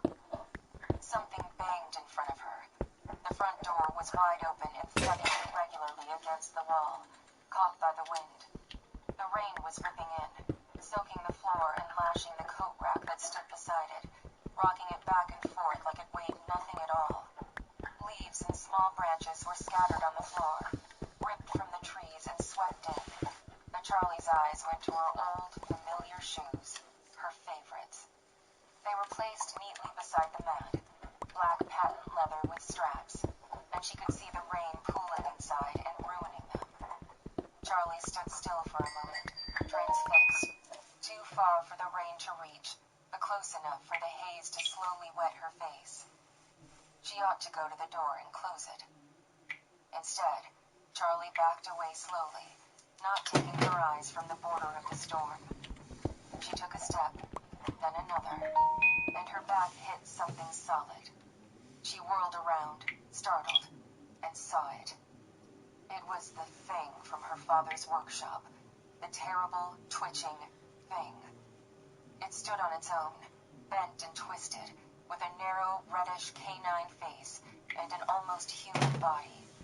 Its clothing was rags, its metal joints and limbs stark and exposed, but Charlie registered only its eyes, the silver eyes that flashed at her, on and off, over and over, blinking in and out of existence. Charlie wanted to run, but her feet would not move. She could feel her pulse in her throat, choking her, and she struggled to breathe. The thing convulsed, and in slow, jerking motions its hand rose up and reached out to touch her face. Charlie drew in a shaking breath, unable to duck away, and then it stopped, the hand only inches from her cheek. Charlie braced herself, her breath shallow and her eyes screwed shut, but the touch of metal and ragged cloth on her skin did not come. She opened her eyes. The thing had gone still, and the silver light in its eyes was dimmed, nearly out. Charlie backed away from it, watching warily, but it did not move, and she began to wonder if it had shut down, run out of the finite current that powered it. Its shoulders were hunched forward, hapless, and it stared dully past her as if it were lost. Charlie felt a sudden stab of sorrow for this creature, that same feeling of lonely kinship she felt in her father's workshop so many years ago. "Does it hurt?" she had asked. She was old enough now to know the answer. All at once, the thing lurched to life. Charlie felt her head go light as it took an awkward step toward her, hurtling its body forward as if it had only just learned to walk. Its head turned frantically from side to side, and its arms jerked up and down with dangerous abandon. Something shattered. It was a lamp. The thing had knocked over a ceramic lamp, and the sound of it bursting on the wooden floor shook Charlie from her stupor. She turned and ran up the stairs, scrambling as fast as her legs would carry her to her father's door, too scared to even call out for him. As she clambered up the steps, some small part of her realized that they were too big, and she was nearly on all fours, tripping barefoot over the hem of her nightgown. She was a little girl again, she realized in a bursting moment of awareness. And then it was over, and being a little girl was the only thing she could remember. She tried again to scream for her father, but he was already there. She did not need to call him. He was standing in the hall, and she grabbed at his shirt tails as she crouched behind him. He put a hand on her shoulder, steadying her, and for the first time, her father's touch did not make Charlie feel that she was safe. Peeking out from behind his back, Charlie could see the thing's ears, and its face, as it climbed the stairs in its fitful, jerking steps. Her father stood calm, watching it, as it climbed the final stair, and then Charlie's father grasped her hand and disentangled it, gently forcing her to let him go. He went forward to meet the thing in large, even strides, but as he reached out to it, Charlie could see that his hands were shaking. He touched the thing, put his hands on either side of its face for a long moment, as if he were caressing it, and its limbs stopped, head still moving gently from side to side. It looked almost bewildered, as if it, too, had awakened to something strange and frightening. Charlie's father did something she could not see, and the thing stopped moving. Its head drooped, defeated, and its arms fell to its sides. Charlie backed up toward her room, feeling her way along the wall behind her, not daring to look away from the thing Oy. until she was safely behind her door. As she looked out one last time into the hallway, she could just barely see the glint from its eyes, cast down at the floor. Suddenly, the little silver lights flickered. The head did not move, but in a slow, calculated arc, the eyes swung to meet Charlie's gaze. Charlie whimpered, but she did not look away. And then the head snapped up with a crack like something breaking. Charlie startled out of sleep, an involuntary shudder running through her. She put a hand to her throat, feeling her heartbeat there, too quick and too hard. She darted her eyes around the room, putting together where she was one piece at a time. The bed, not her own. The room, dark. She was alone. The window, the woods outside, Carlton's house. Her breath slowed. The process had only taken seconds, but it disturbed her to be so disoriented. She blinked, but the afterburn of those silver eyes was still with her, glowing behind her eyelids as if they had been real. Charlie stood and went to the window, thrust it open, and leaned out, desperate to breathe in the night air. Did that happen? The dream felt like memory, felt like something that had happened just moments ago. But that was the nature of dreams, wasn't it? They felt real, and then you woke up. She closed her eyes and tried to catch the thread, but it was too difficult to tell what was the dream and what was not. She shivered in the breeze, though it was not cold, and brought herself back inside. She looked at her watch. Only a couple of hours had passed, and it was still hours more until daylight. But sleep felt impossible. Charlie put on her shoes and shuffled quietly through the hall and down the stairs, hoping not to wake her friends. She went out to the porch, sitting down on the front steps and leaning back to look up at the sky. There were traces of clouds overhead, but the stars still shone through, scattered overhead, uncountable. She tried to lose herself in them as she had as a child, but as she gazed up at the pinpoint lights, all she could see were eyes looking back at her. There was a noise behind her, and she jumped, whirling to press her back against the railing.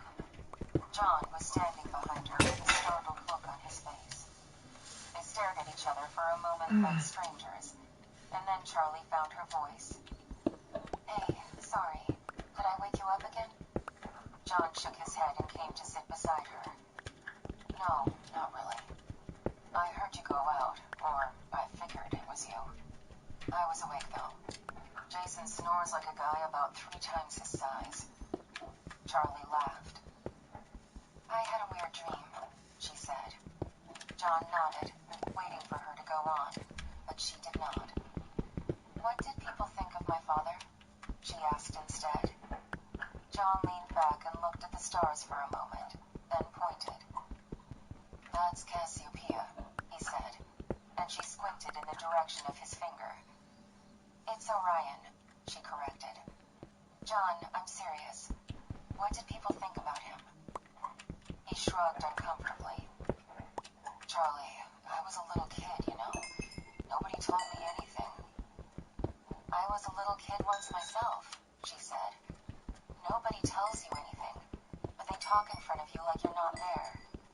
I remember your mom and Lamar's mom talking, making bets on how long Marla's new stepdad would stick around. What did they come up with? John said, amused. Your mom was banking on 3 months. Lamar's mom was more optimistic, Charlie said, grinning. But then her face grew serious again. I can tell you know something, she said quietly, and after a moment he nodded. Some people thought he did it, yeah, he admitted. What? Charlie was aghast. She stared at him, eyes wide. Well, there goes my weekend, but whatever. What? I'd rather my friend get rest than force herself to hang out with me. That's what you were asking, he said. Charlie shook her head. Some people thought he did it. No. I meant, what did they think of him as a person? Did they think he was odd or kind or, I didn't know? She trailed off, lost in the magnitude of this new dream. Of course they did. Of course they did. They didn't right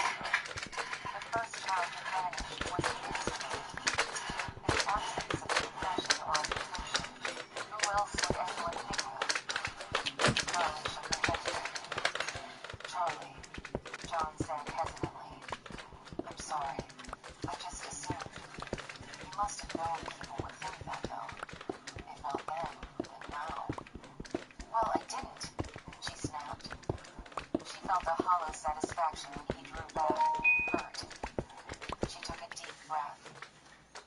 I know it sounds obvious, she said in more even tones, but it just never, ever occurred to me that anyone like that was responsible.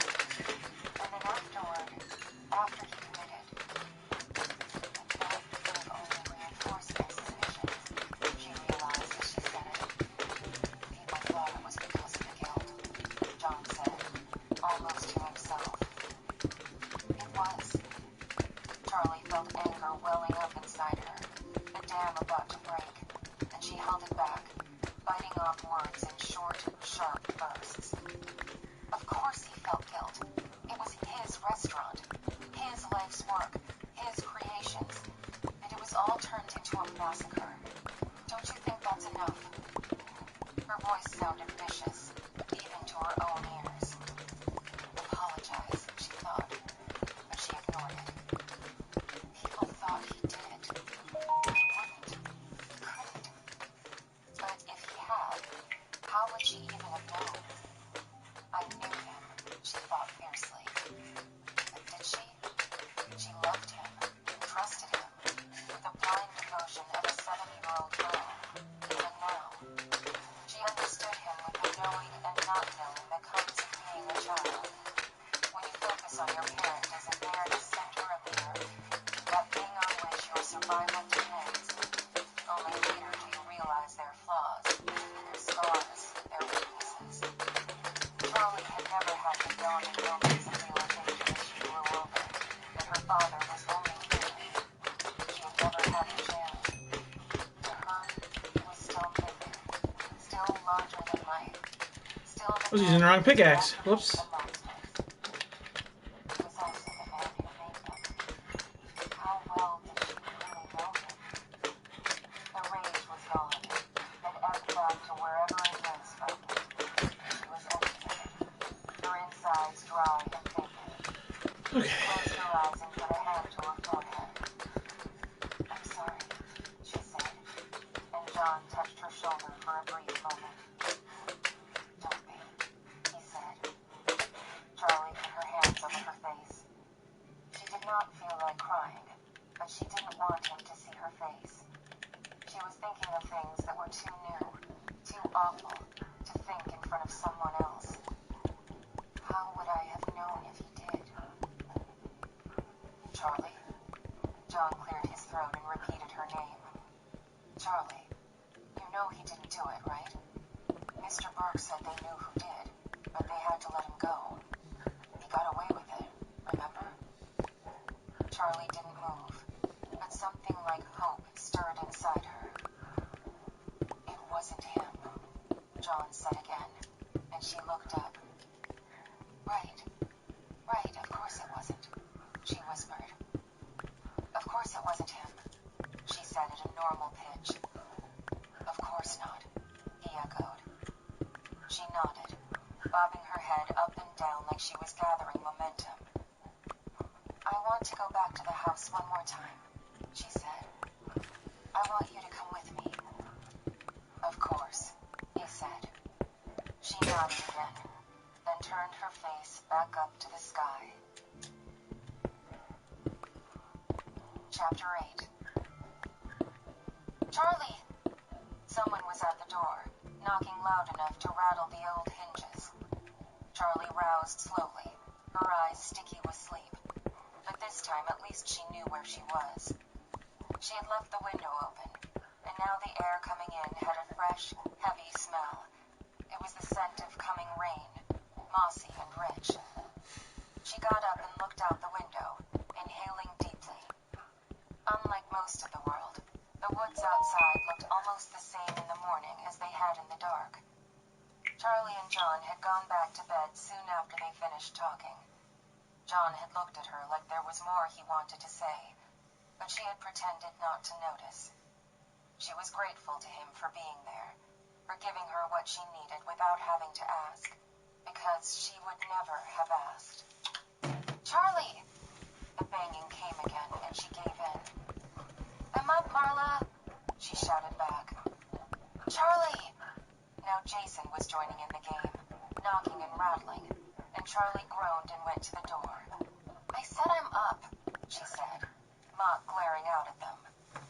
Charlie! Jason shouted again, and this time Marla shushed him. He grinned up at Charlie, and she laughed and shook her head. Believe me, I'm awake, she said. Marla was fully dressed, her hair a little damp from the shower, and her eyes were bright and alert. Are you always like this? Charlie said, her grumpiness only half invented. Like what? Chipper at 6 in the morning, she said, and rolled her eyes at Jason, who copied her, happy to be included. Marla smiled brightly. It's 8. Come on, there's been talk of breakfast. Has there been talk of coffee? Charlie followed Marla and Jason down the stairs to the kitchen, where she found Lamar and John already seated around a high, modern-looking wood table. Carlton's father was at the stove, making pancakes. It smells like rain, Charlie said, and Lamar nodded. There's a thunderstorm coming, he said. It was on the news earlier. He told us. He jerked a thumb at Clay. It's a big one, Clay exclaimed in response. We're supposed to leave today, Jason said. We'll see, Marla said. Charlie, Clay cried, not taking his eyes off his work. 1, 2, or 3? 2, Charlie said. Thanks. Is there coffee? Help yourself. Mugs in the cupboard, Clay said, gesturing to a full pot on the counter. Charlie helped herself, waving off offers of milk, cream, half and half, sugar, or fake sugar. Thanks, she said quietly as she settled herself beside Lamar, meeting John's eyes briefly. Did Carlton come in? Lamar shook his head, a tight jerk to the side. He hasn't turned up yet, Clay said. Probably isn't awake yet, wherever he is. He placed a full plate in front of Charlie, who dug in, not realizing how hungry she was until she was already chewing. She was about to ask where Carlton was likely to be when Jessica appeared, yawning, her clothes unrumpled, unlike Charlie's. You're late, Marla teased, and Jessica stretched elaborately. I don't get out of bed until the pancakes are ready, she said. And with impeccable timing, Clay slapped one onto a plate, fresh off the pan. Well, you're just in time, he said.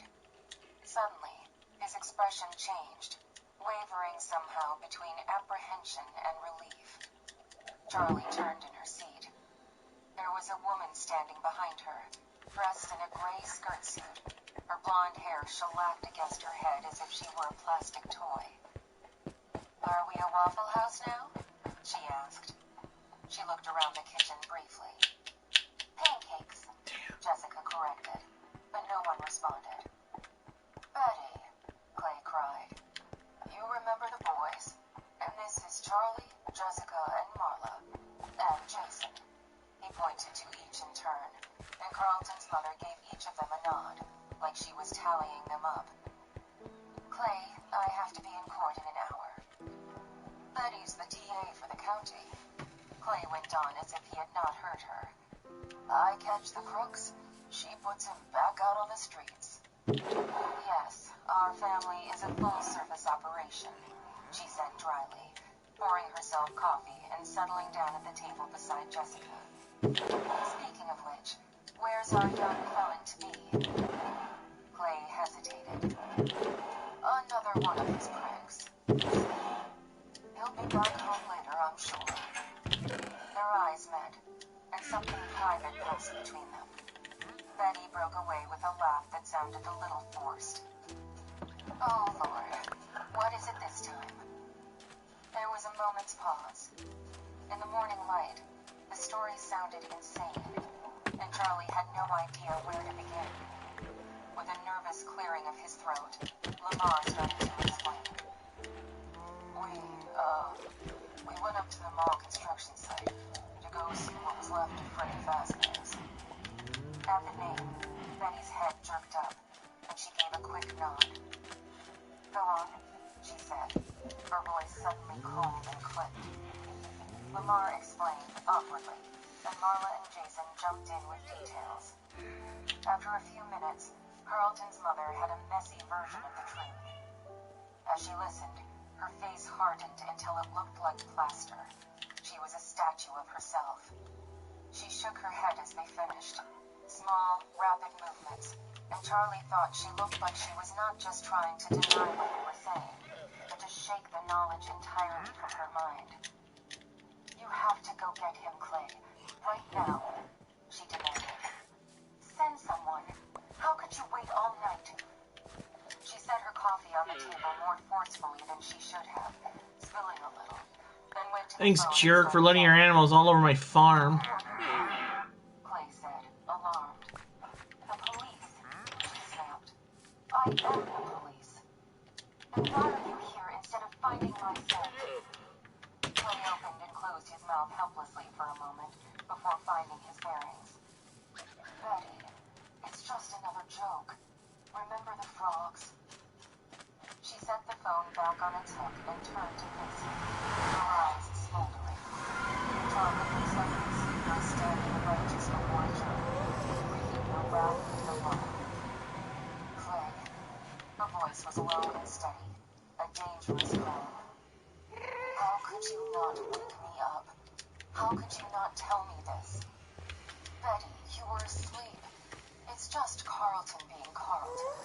I didn't want to disturb you.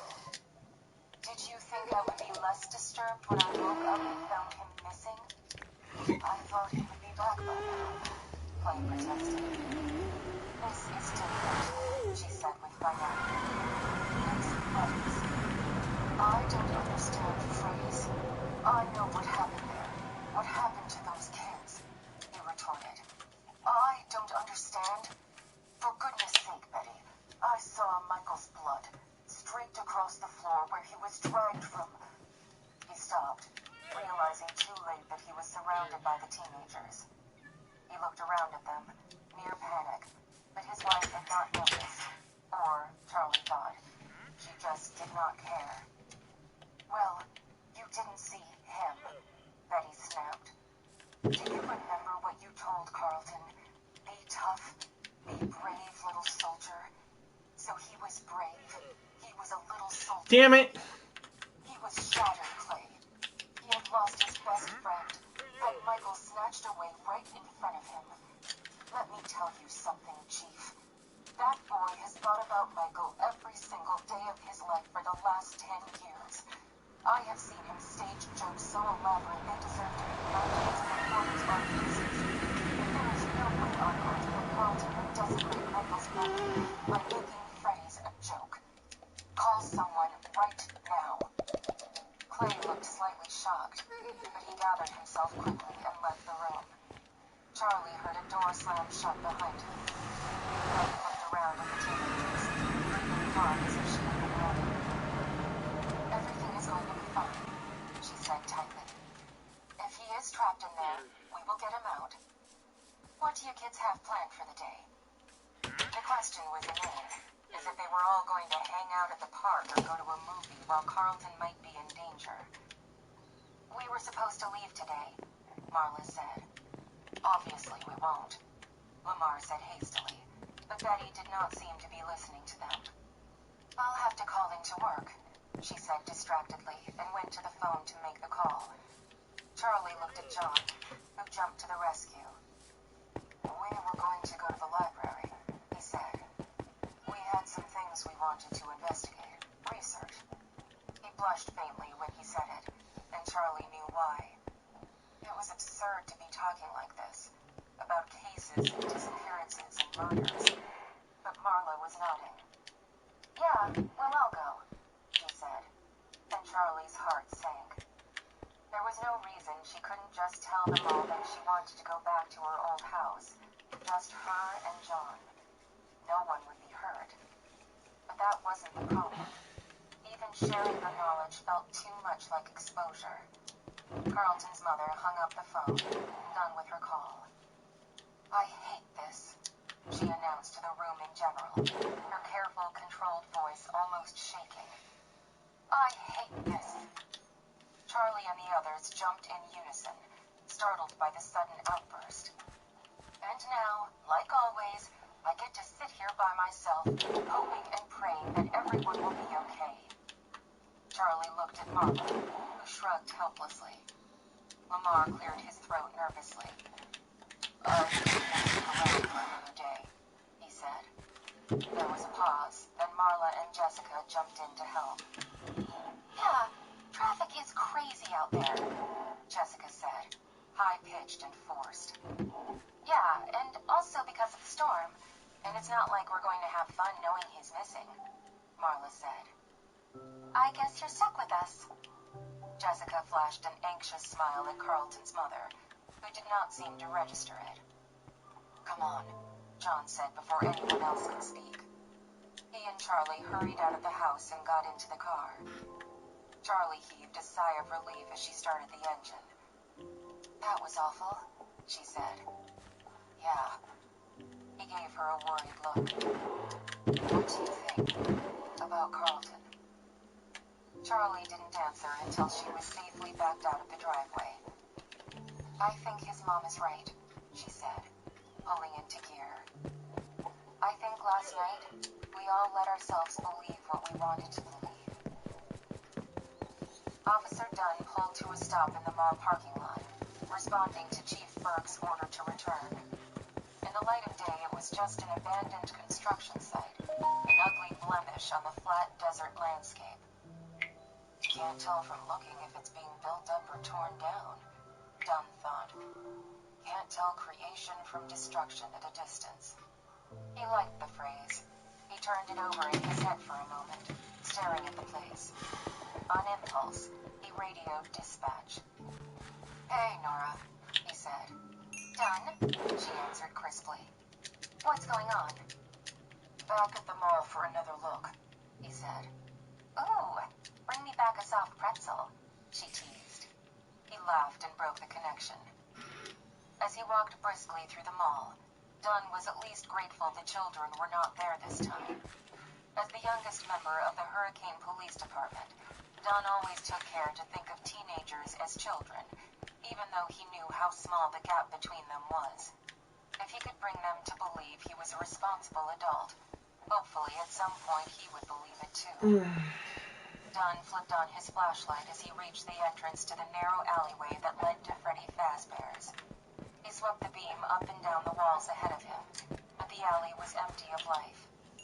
He took a deep breath and went in. Dunn kept to the wall, his shoulder brushing lightly against the rough brick as he tried to avoid the puddles that pooled beneath the leaky pipes. The bright beam of his flashlight illuminated the alley almost as well as overhead bulbs, but somehow the light was not comforting.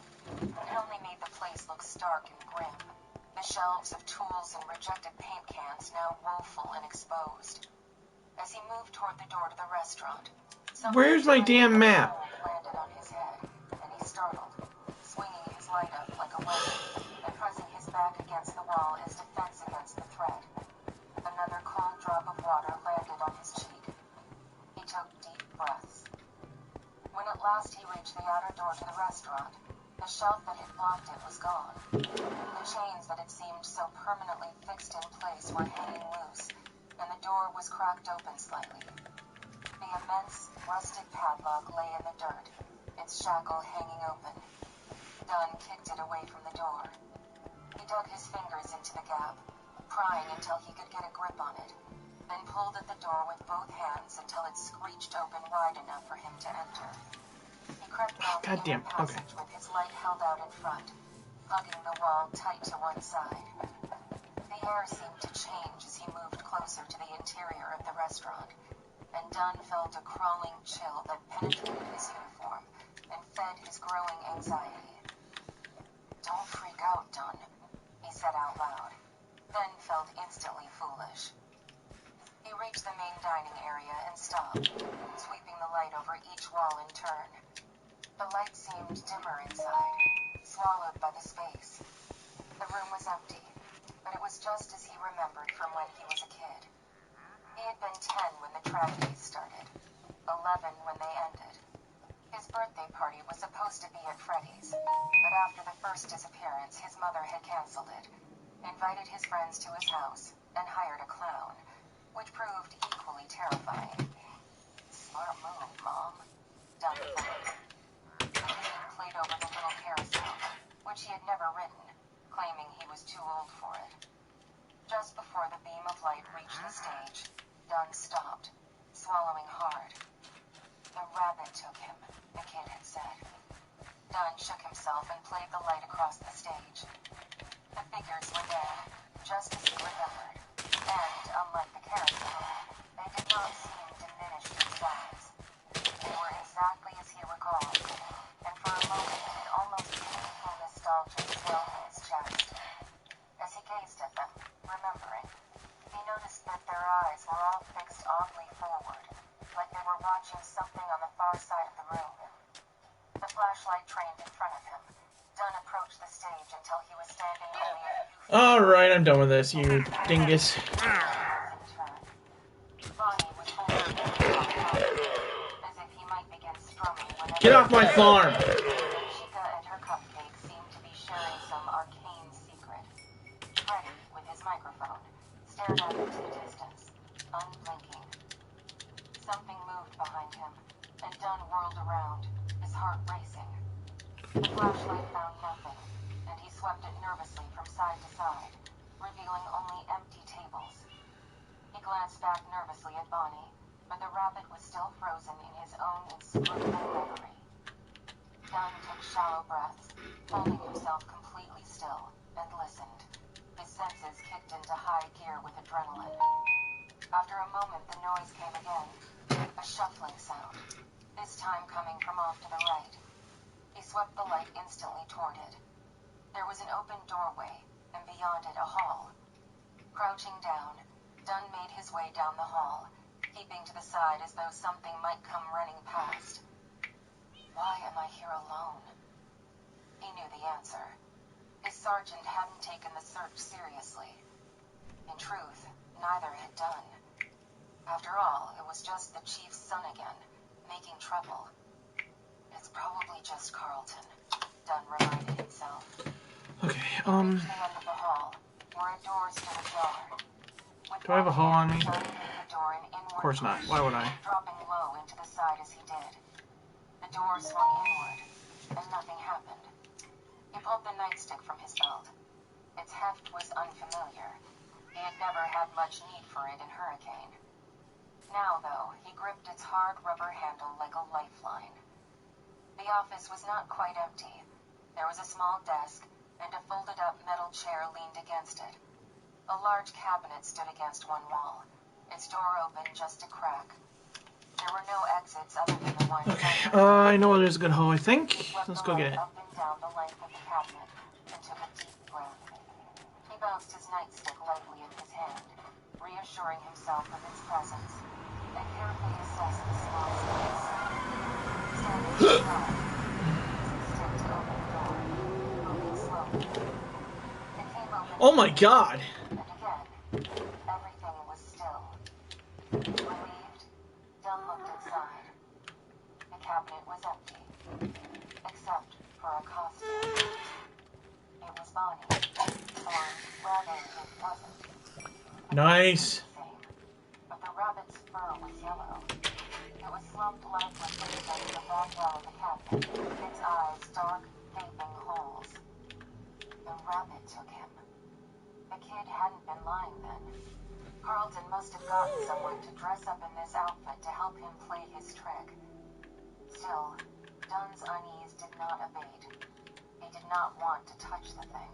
He lowered his light and stuck his nightstick back in his belt, intending to go.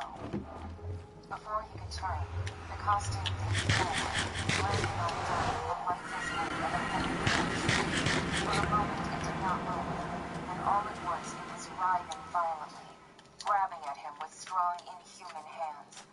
Dunn screamed, a desperate, high sound, struggling as the rabbit gripped his shirt, then his arm.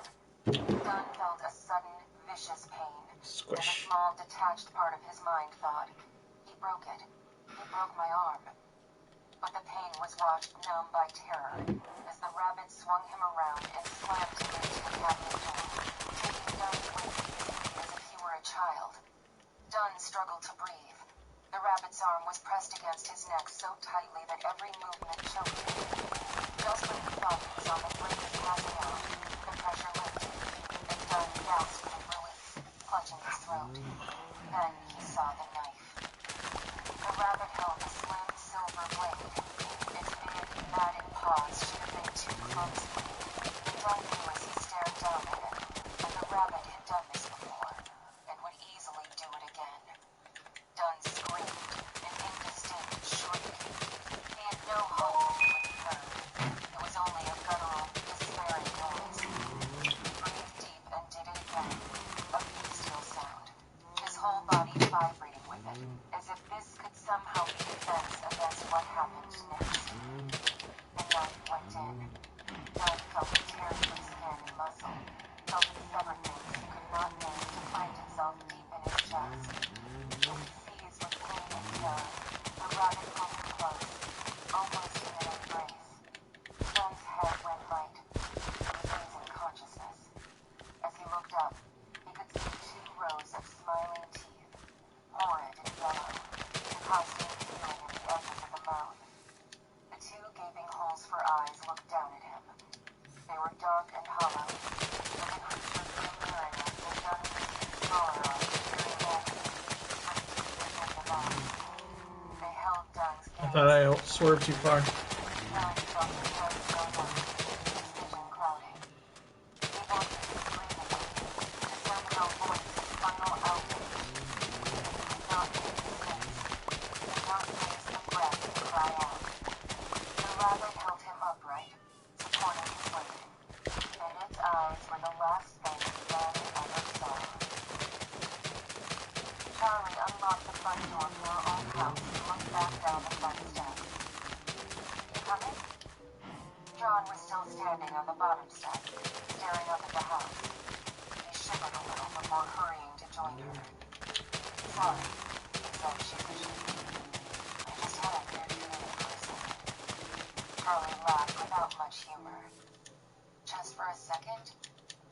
They went inside, and John stopped again, looking around the front room like he had just stepped into a sacred place, somewhere that merited a open eyes. Charlie bit her tongue, trying not to be impatient. It was how she had felt as well.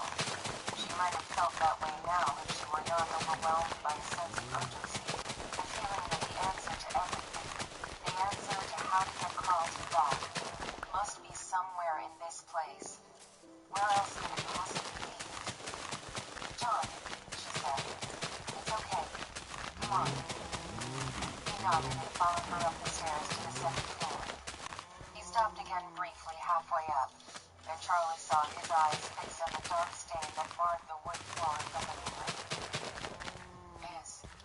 He began to say, then swallowed it and started over. Is Stanley still there? Charlie pretended not to notice the lapse. You remember his name? She said instead, grinning. John shrugged. Who doesn't love a mechanical unicorn? Yeah, he's still there. All the toys still work. Come on. They hurried the rest of the way to her room. John knelt down beside the unicorn and pressed the button that set him on his track, watching raptly as he made his squeaky way around the room. Charlie hid a smile behind her hand. John was watching intently, his face serious as if something very important were happening. For a moment he looked just like he had so many years ago, his hair falling into his face, his whole attention fixed on Stanley like nothing in the world was more important than this robotic creature. Suddenly his attention was called upward. Your big girl closet. It's open, he exclaimed, getting back to his feet and approaching the tallest of the 3 closets, which was hanging open slightly. He pulled it open all the way, then leaned in, finding it empty. So, what was in it all those years? He asked. Not sure, Charlie said with a shrug. I sort of remember Aunt Jen bringing me back at some point, but I could be wrong. big enough to wear. Aunt Jen was always thrifty. Why spend money on new clothes if you don't have to, right? She smiled. John glanced briefly at the smaller closets, but he left them alone. I'm going to see if I can find any photo albums or paperwork, Charlie said, and she nodded absently as Stanley rattled back to his starting point. As she left the room, she heard him starting up again, making another round on the track. The room that had been her father's was next to Charlie's. It was at the back of the house, and it had two big windows. In the summer, it was too hot, and in the winter, the cold dribbled in like persistent leaves. Charlie could feel the outdoor cold wide used. From here, you could see the garage and his workshop. It had always made sense to Charlie. That was his place. Like a part of him always lived there. And he did not like to be too far away from his touchstone.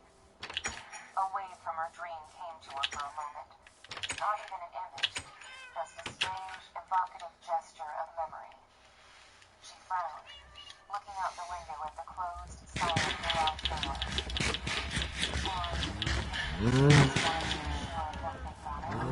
She thought. She broke away from the window, shrugging her shoulders and shaking her head, slopping off the floor. She looked around the room. Like her own, it was all but untouched. She had not opened the drawers in his dresser, and for all she knew, it might still have been filled with Charlie's socks, boots, folded and ready to wear. His bed became creepy, covered in the plaid linen used as a bedspread after Charlie's mother left, when there was no one to insist on something. There was a lot of bookcase against one wall, and it was still stuffed with books. Charlie went over and began scanning the shelves. Many were textbooks, engineering tomes whose titles meant nothing to her, and the rest were nonfiction, a collection that would have seemed eclectic to anyone who did not know the man. There were books on biology and anatomy, some on human beings and others on animals. There were books about the history of the traveling carnival and of the circus. There were books about child development, about myths and legends, and about sewing patterns and techniques. Why am I Alex now? There were Whatever. volumes that claimed to be about trickster gods, about quilting bees, and about football cheering squads and their mascots. On the very top shelf were stacks of file folders, and the bottom shelf was empty, except for a single book, a photo album, leather-bound and as pristine as time and dust could allow. Charlie grabbed it, and it stuck for a moment, almost too tall for the low shelf it had been given. After a minute, it came free, and she headed back to her bedroom, leaving the door open with the sudden sense that if it closed, she might never get back in. John was sitting on the bed when she returned, looking at Stanley with his head tilted to the side. "What?" Charlie said, and he looked up, still pensive. "I was wondering if he's been lonely," he said, then shrugged. "He's got Theodore," Charlie said, pointing to the stuffed rabbit with a smile. "It's Ella who's all alone in the closet. Watch." She placed the album beside John on the bed and went to its foot, then turned the wheel that set Ella on his back. She sat down beside him, and they watched together, spellbound as of old, as the little doll came out in her crisp, clean dress to blankly offer tea. That's a much longer. Neither of them spoke until the smallest closet door closed. That actually might be a lot of help. John cleared his throat. "So, what's in the book?" "Photos," Charlie said. "I haven't looked at them yet." She picked up the album and opened it at random. The top picture was of her mother holding a baby, maybe a year old. She held the child above her head, flying it like an airplane, her head thrown back in the midst of a laugh, her long brown hair swinging out in an arc behind her. The baby's eyes were wide, its mouth open in delight. John smiled at her. "You look so happy," he said, and she nodded. "Yeah," she said. "I guess I must have been. If that's me," she did not add aloud. She opened to another page, where the only picture was a large family portrait, stiffly posed at a studio. Charlie's father was wearing a suit. Her mother was in a bright pink dress with padding that lifted her shoulders almost to her ears, and her brown hair was straightened flat in place. Each of them was holding a baby, one in a white frilly dress, and one in a sailor suit. Charlie's heart skipped, and beside her she heard John take a sharp, quick breath. She looked at him with a feeling like the floor was dropping away beneath them. It was real, she said. I didn't imagine him. John said nothing in response, just nodded. He put a hand on her shoulder briefly, and then they turned back to the photo album. We all looked so happy, Charlie said softly. I think you were, John said. Look, you had such a goofy smile. He pointed, and Charlie laughed. The whole book was like that. The first memories of a happy family who expected there to be many more. They were not arranged chronologically, so Charlie and Sammy appeared as toddlers, then as newborns, then at various stages in between. Except on normal occasions when Charlie was put into a dress, of which there seemed to be few. It was impossible to tell which baby was which. There were no traces of Fred Bear's family diner. Near the back of the book, Charlie came to a Polaroid of her and Sammy together. Where are all my arrows? Red and squalling on their backs, wearing nothing but diapers and hospital wristbands. Once again, I forgot stuff. Oh God. Mom is born, and Dad is gone. The rest of the pages were blank. Charlie went back again, opening at random to find a strip from a photo booth. 4 shots of her parents alone. They smiled at each other, then made faces at the camera, then laughed, missing the chance to pose and blurring their faces. Lastly, they smiled into the lens. Her mother was beaming happily at the camera, her face alight and flushed, but her father was staring into the distance, a smile fixed on his face like he had left it there by mistake. His dark eyes were intense, remote, and Charlie resisted a sudden urge to look behind her, as if she might see whatever it was he was looking at. She peeled back the cellophane from the album's page and took the strip out, then folded it in half, careful to place the crease between pictures, leaving them intact. She slipped the pictures into her pocket and looked at John, who was watching her again, as if she were some kind of unpredictable creature to prepare for her. What? She said. Charlie, you know I don't think he did it, right? You said that. I'm serious. It's not just what Carlton's dad said. I knew him, as well as a kid can know some other kid's dad. He wouldn't do it. I wouldn't believe it. He spoke with calm certainty, like someone who believed that the world was made out of facts and tangible things, and that there was such a thing as truth. Charlie nodded. I know, she said. She took her next breath slowly, gathering the words she would speak with him. But I'm hurt.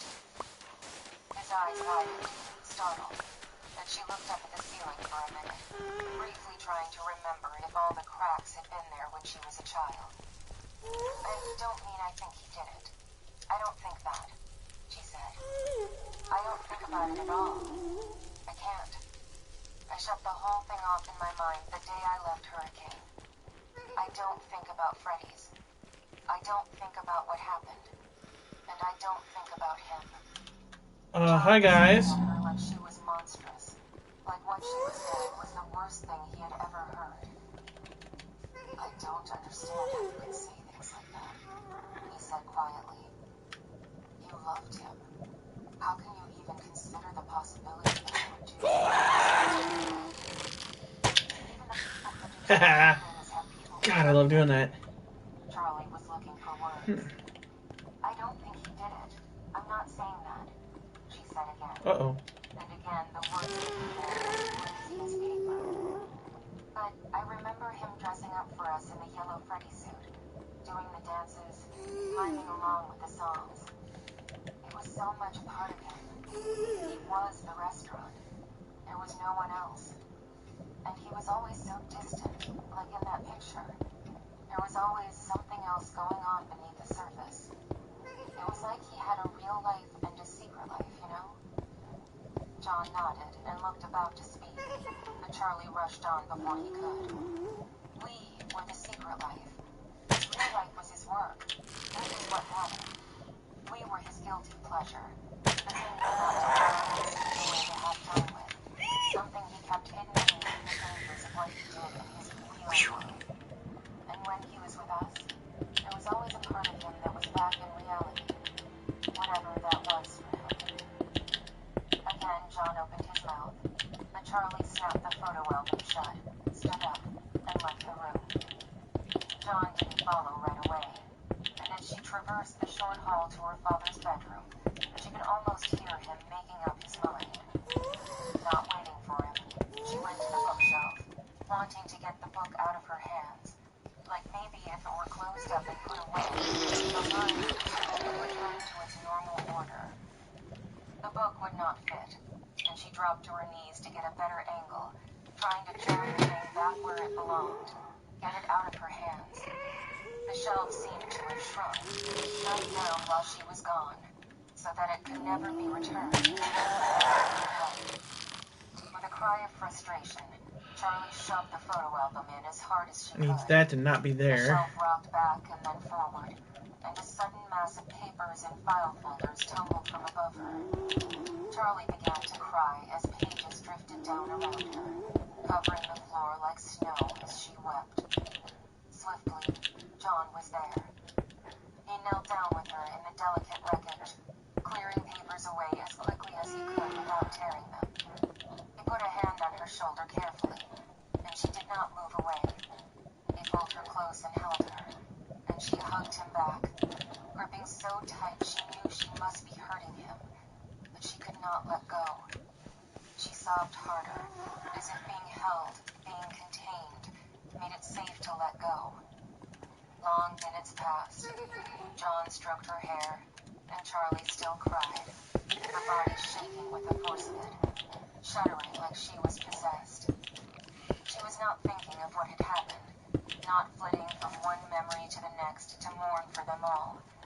Her mind was all but blank.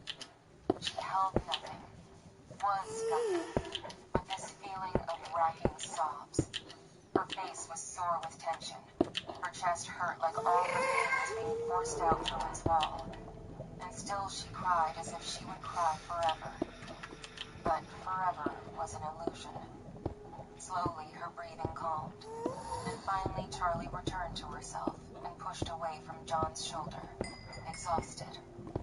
Once again, John was left with his arms partially suspended in the air, caught off guard by their sudden emptiness. He tried to move out of the awkward pose without calling attention to himself. Charlie sat back against the side of her father's bed, leaning her head against it. She felt wrung out, stretched thin and aged, but she felt a little better. She gave John a tiny smile, and she saw relief pass over his face at this first sign that she might be all right. "I'm okay," she said. "It's just this place. It's all this." She felt silly trying to explain, but John scooted back to sit with her. Oh my gosh. Explain. I know what happened. Do you? She looked at him searchingly, not sure how to put the question.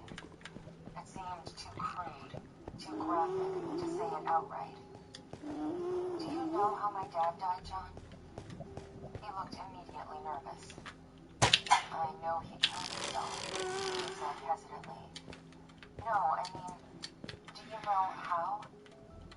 "Oh." John looked down at his feet as if he could not meet her eyes. "I thought he stabbed himself," he said. "I remember hearing my mom and dad talk. She said something about a knife, and all the blood." "There was a knife," Charlie said, "and there was blood." She closed her eyes and kept them shut as she talked. She could feel John's eyes on her face, watching every movement, but she knew if she looked at him, she would not be able to finish.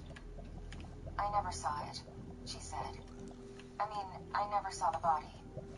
I don't know if you remember, but my aunt came to get me at school in the middle of the day. She stopped, waiting for confirmation, her eyes shut tight.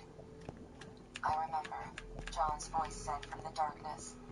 It was the last time I ever saw you. Yeah, she came and got me, and I knew something was wrong. You don't go home from school in the middle of the day because everything's fine. She took me outside to her car, but we didn't get in right away. She picked me up and set me on the hood of the car, and she told me she loved me. I love you, Charlie. Everything is going to be okay, Aunt Jen said. And then she destroyed the world with the next words she spoke. She told me that my father had died, and she asked if I knew that meant. And Charlie nodded, because she did know, and because the awful precious. God, I love doing that. She said I was going to stay with her for a couple of days, then we would go get some clothes from the house. When we got there, she picked me up like It's a heck of a fall.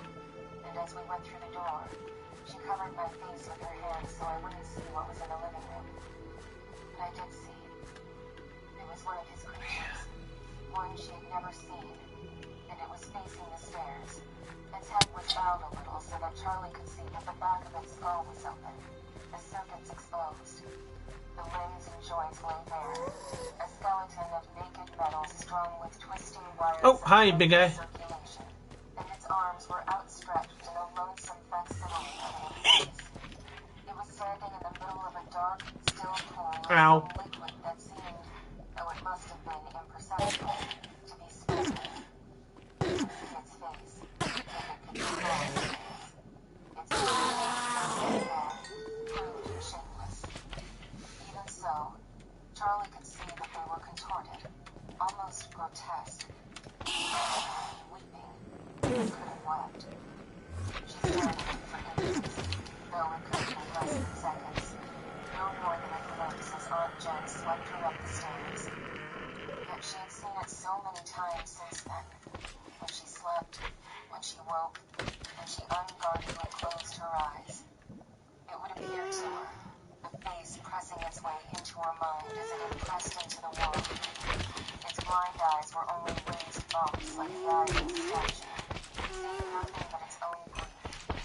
In its head, almost an afterthought. Oh, jeez. When Charlie saw the name, the whole thing snapped into focus. She knew what the thing was, and she knew what it had been built for. John was staring at her, horror gripping. That's how he trailed off. Charlie nodded. Of course. He made a move to comfort her again, but it was the wrong thing to do. Without thinking, Charlie moved slightly, slipping out of reach, and his face fell. Sorry, she said quickly. I just... Oh, Jesus. God. He shook his head quickly and turned to the jumble of papers on the floor. We should see these. If there's anything here, he said. Sure.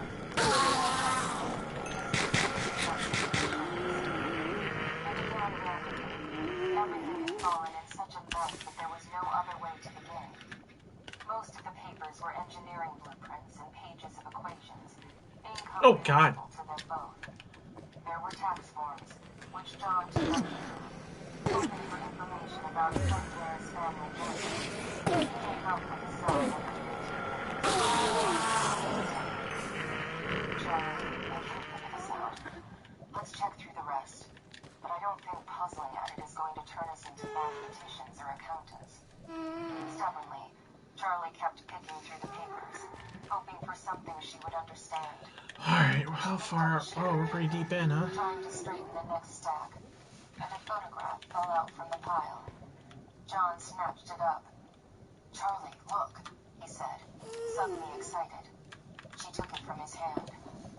It was her father, in his workshop, wearing the yellow Freddy Fazbear costume. The head was tucked under his arm, staring sightlessly into the camera.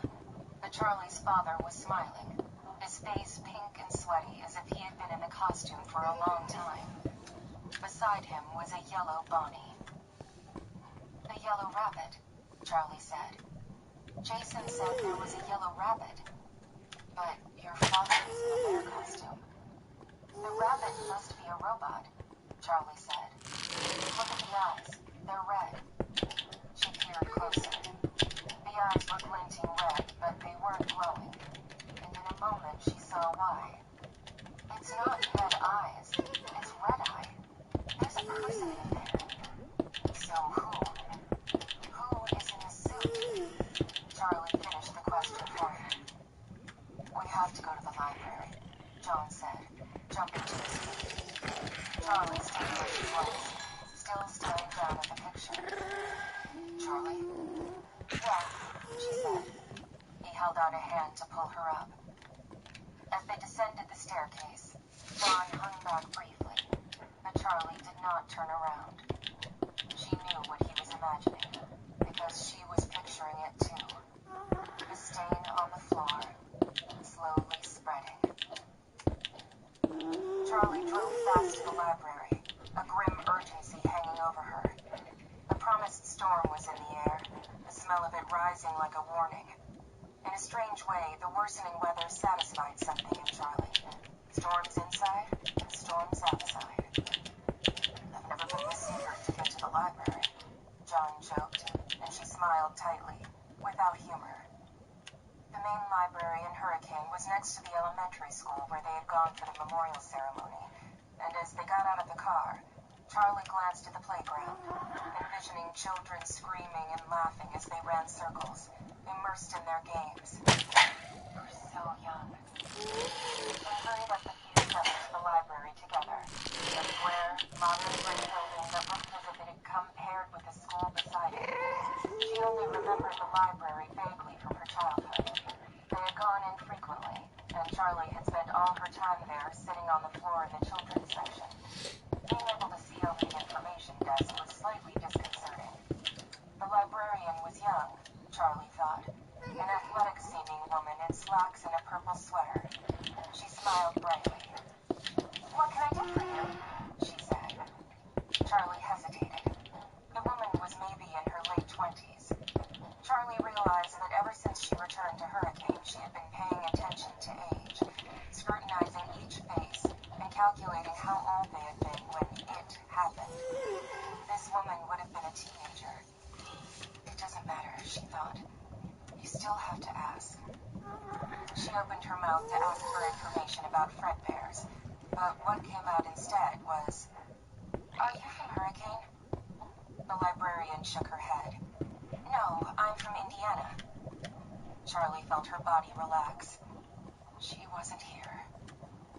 "Do you have any information on a place called Fredbear's Family Diner?" Charlie asked, and the woman frowned. "Do you mean Freddy Fazbear's? They used to have one of those here, I think," she said vaguely. "No, that's not the one," Charlie said, ready to be endlessly patient with the librarian, who was, thankfully, probably the only person in town who was somehow unaware of her history. "Well, for town records, things like incorporation and licensing, you would have to go to City Hall, but it's..." She checked her watch. "It's after 5, so not today anyway. I have newspapers all the way back to the 1880s if you want to look at microfilm," she said eagerly. "Yeah, okay," Charlie said. "I'm Harriet," the woman said as she led them to a door at the back of the building. They recited their names dutifully, and she chattered on like a child about to display her favorite toy. "So you know what microfilm is, right? It's because we can't keep stacks and stacks of papers here. There's no room, and eventually they would rot, so it's a way to preserve them. They take pictures and save the film. It's almost like a movie reel, you know? Very small. So you need a machine to see it." "We know what it is," John cut in when she paused. "We just don't know how to use it." "Well, that's what I'm here for," Harriet declared and threw the door open. Inside was a table with a computer monitor. The monitor sat on top of a little box with a small wheel on each side.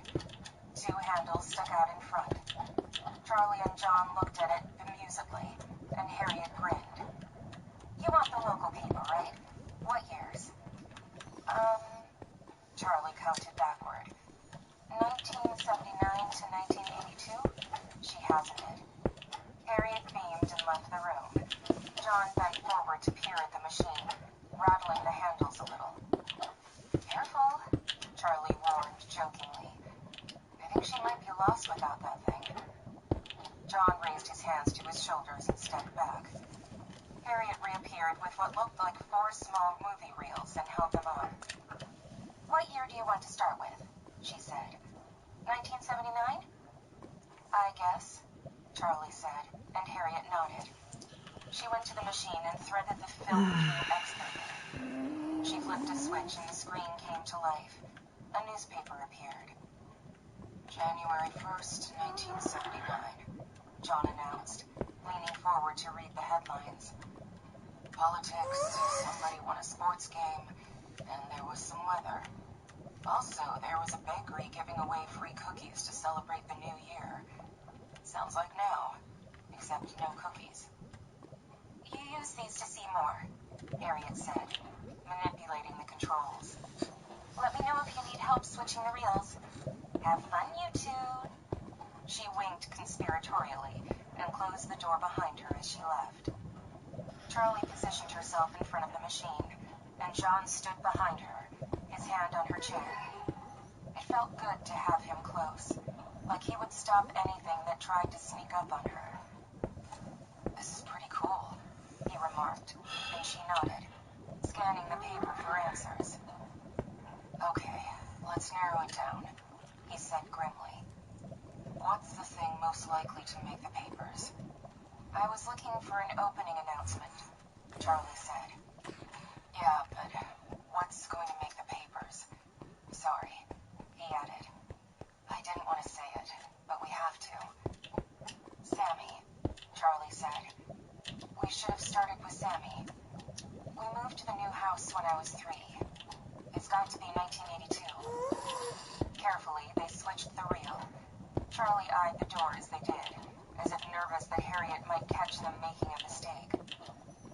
When's your birthday? John said, sitting to take her place. Don't you know? She teased. He screwed up his face in an exaggerated mime of thinking. May 13th, he said at last. She laughed, startled. How did you know? He grinned up at her. Because I know things, he said. But why does it matter? You remember being 3 when you moved, but you didn't turn 3 until May, so we knock out 5 months. Do you remember anything about the restaurant the night Sammy disappeared? Charlie felt herself flinch with an almost physical pain. Sorry, she said. Her face felt too hot. Sorry, you startled me. What do you think? She closed her eyes. Oh, damn it! The closet hung full with costumes. She and Sammy, very safe in the dark. Come on. Until the Oh, God. door opened Okay. and a rabbit appeared. You dick. Leaning over them with its awful face. Its human Damn it! eyes. Charlie's heart was racing. She slowed I hope it's all her still breathing in and there. held out a hand. John took hold. She held on tight, as if he could anchor her. The rabbit leaning over them, the yellow teeth beneath the mask. Behind the rabbit. What was behind the rabbit? The restaurant was open. She could hear voices, people. There were more people in costumes.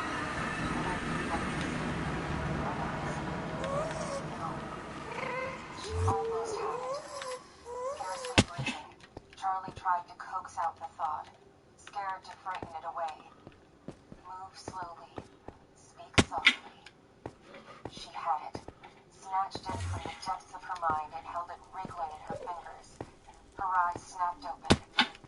John, I know when it was, she said.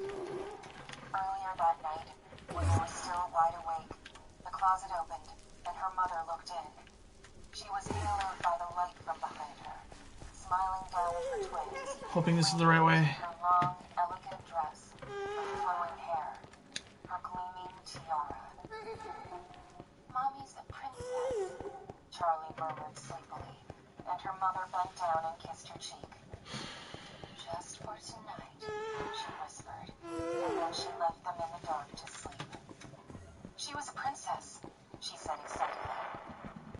That's a new sound. Who? My mother, Charlie said. Be all here. Let it all be here. Let it all be here. It was a Halloween party. John, go to November 1st. Yes. John The map's here. My sword's here. Awesome. Alright, we're good. The headline was small, but it was on the front page of the paper on Monday, November 1st. Toddler snatched. Charlie turned away. John began to read aloud. Is he still here? Cut in, stopping him. Still pissed? Don't, she said. Just tell me if it has anything useful. He was quiet, and she stared anxiously at the door, waited, tracing the knots in the false look of her eyes. There's a picture, he said finally. You need to look. She leaned over his shoulder. The story had continued over an entire page inside, with pictures of the restaurant, of the family all together, and of her and of Sammy, though neither of the twins were named in the article. In the bottom left corner, there was a picture of her father and another man. Their arms were slung around each other's shoulders, and they were grinning happily. John, Charlie said. It says they were joint owners, John said quietly. No, Charlie said, unable to take her eyes from the picture, from the face they both knew. Suddenly, the door behind them erupted in pounding from outside, and they both jumped. Charlie? John? Are you in there? Marla, they said as one, and Charlie rushed to the door and threw it open. Marla, what is it? She was red-faced and breathless, and Harriet was anxiously hovering behind her. Marla's hair was wet. Water dripped down her face, but she did not wipe it away or even seem to notice. I guess the rain started, Charlie thought, the mundane reflection drifting unbidden into her head despite her alarm. He's gone. Jason's gone, Marla cried. What? John said. He's gone back to Freddy's. I know he has, she said. He kept saying we should go back, that we shouldn't just be hanging around all day. I thought he was in another room, but I looked everywhere. I know that's where he is. She said it all in one breath and ended gasping, a faint whining hum resonating under her breathing, a keening sound she seemed unable to stop making. Oh no, Charlie said. Come on, Marla pressed. She was jittering, vibrating. John put a hand on her shoulder as if to comfort her, and she shook her head. Don't try to calm me down. Just come with me, she insisted. But there was no anger, only desperation. She turned and almost ran to the door, and John and Charlie followed with an apologetic look for the bemused librarian they left behind them. Chapter 9. Carlton opened his eyes, disoriented, his head stuffed tight with a massive, pulsing ache. He was half-sitting, Might be up there. stiffly propped against a wall. Wouldn't hurt to take a look. And he found he could not move his Where arms. am I? His body was covered Damn, I'm in almost little, all the way back random there, huh? places of sharp pain and tingling numbness. He tried to shift away from the discomfort, but he was restrained somehow, and the little moves he could make just made new places hurt. He looked around the room, trying to get his bearings. It looked like a storage room. There were boxes along the walls, and discarded cans of paint and other cleaning supplies littered the floor. There was more.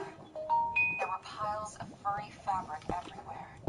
Carlton peered at them sleepily. He felt muzzy, like if he closed his eyes he could just fall back asleep so easily. No. He shook his head hard, trying to clear it, and yelped. Oh no. He groaned as the throbbing in his head demanded attention, and his stomach flipped. He clenched his jaw and closed his eyes, waiting for the pounding and nausea to recede.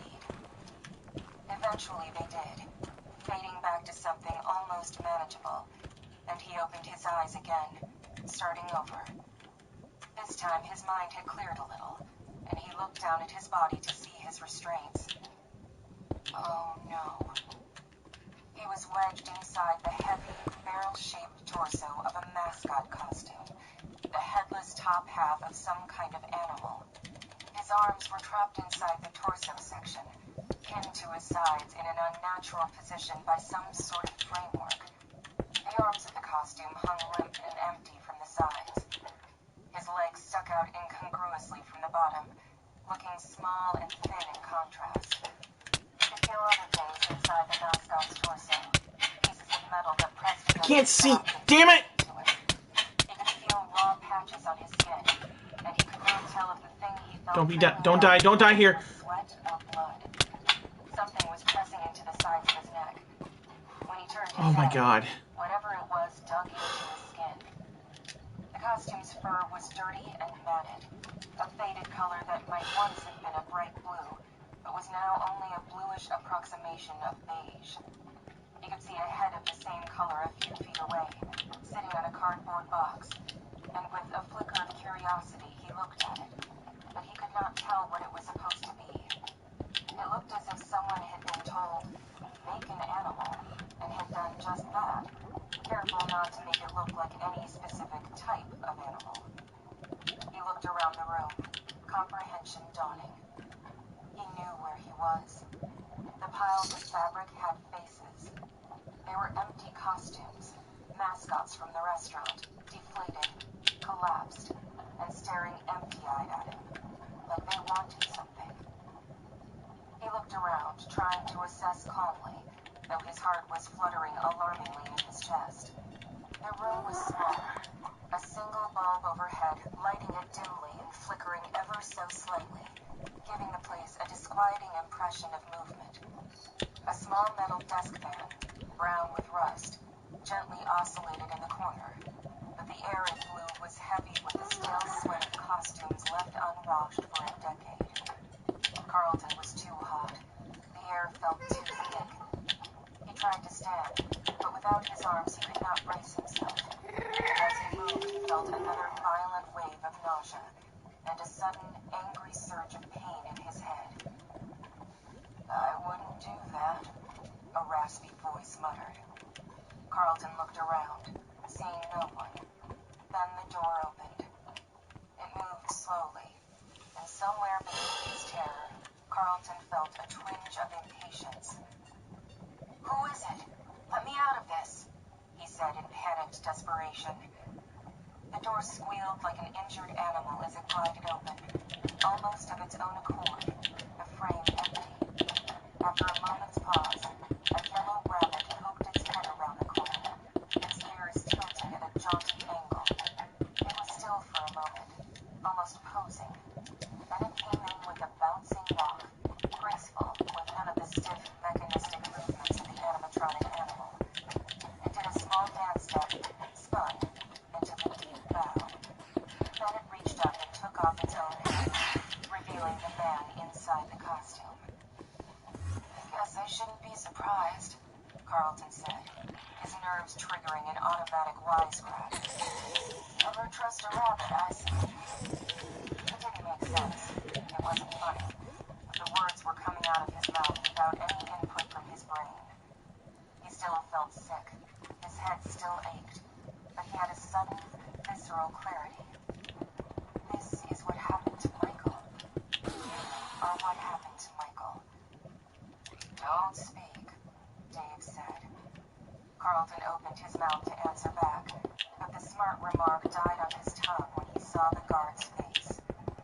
He had seemed somehow faded when they met, depleted and ineffectual. But now, as he stood over Carlton in his absurd-looking rabbit costume, he looked different. His face was the same, technically. His gaunt features and sunken eyes, his skin that seemed to have worn thin, ready to snap from strain. But now there was a mean, undeniable strength in him, a rodentine vitality that Carlton recognized. It had occurred to Carlton years before that there were two types of nasty people. There were the obvious ones, like his 6th grade English teacher who yelled and threw erasers, or the kid in 5th grade who picked fights with smaller children after school. That type was easy. Alright guys, I think that's it. I'm gonna go back to base and just like reassess where stuff goes, and then then that's it for me. by neighbors who slighted them So, in respectable ways, by a world that left them something yeah, I guess that's it for lacking today. something essential. Ford understood someone who had spent so much of his life I'll catch you guys later. Thank you for joining me. that he had taken on Have a good day. See you. Bye.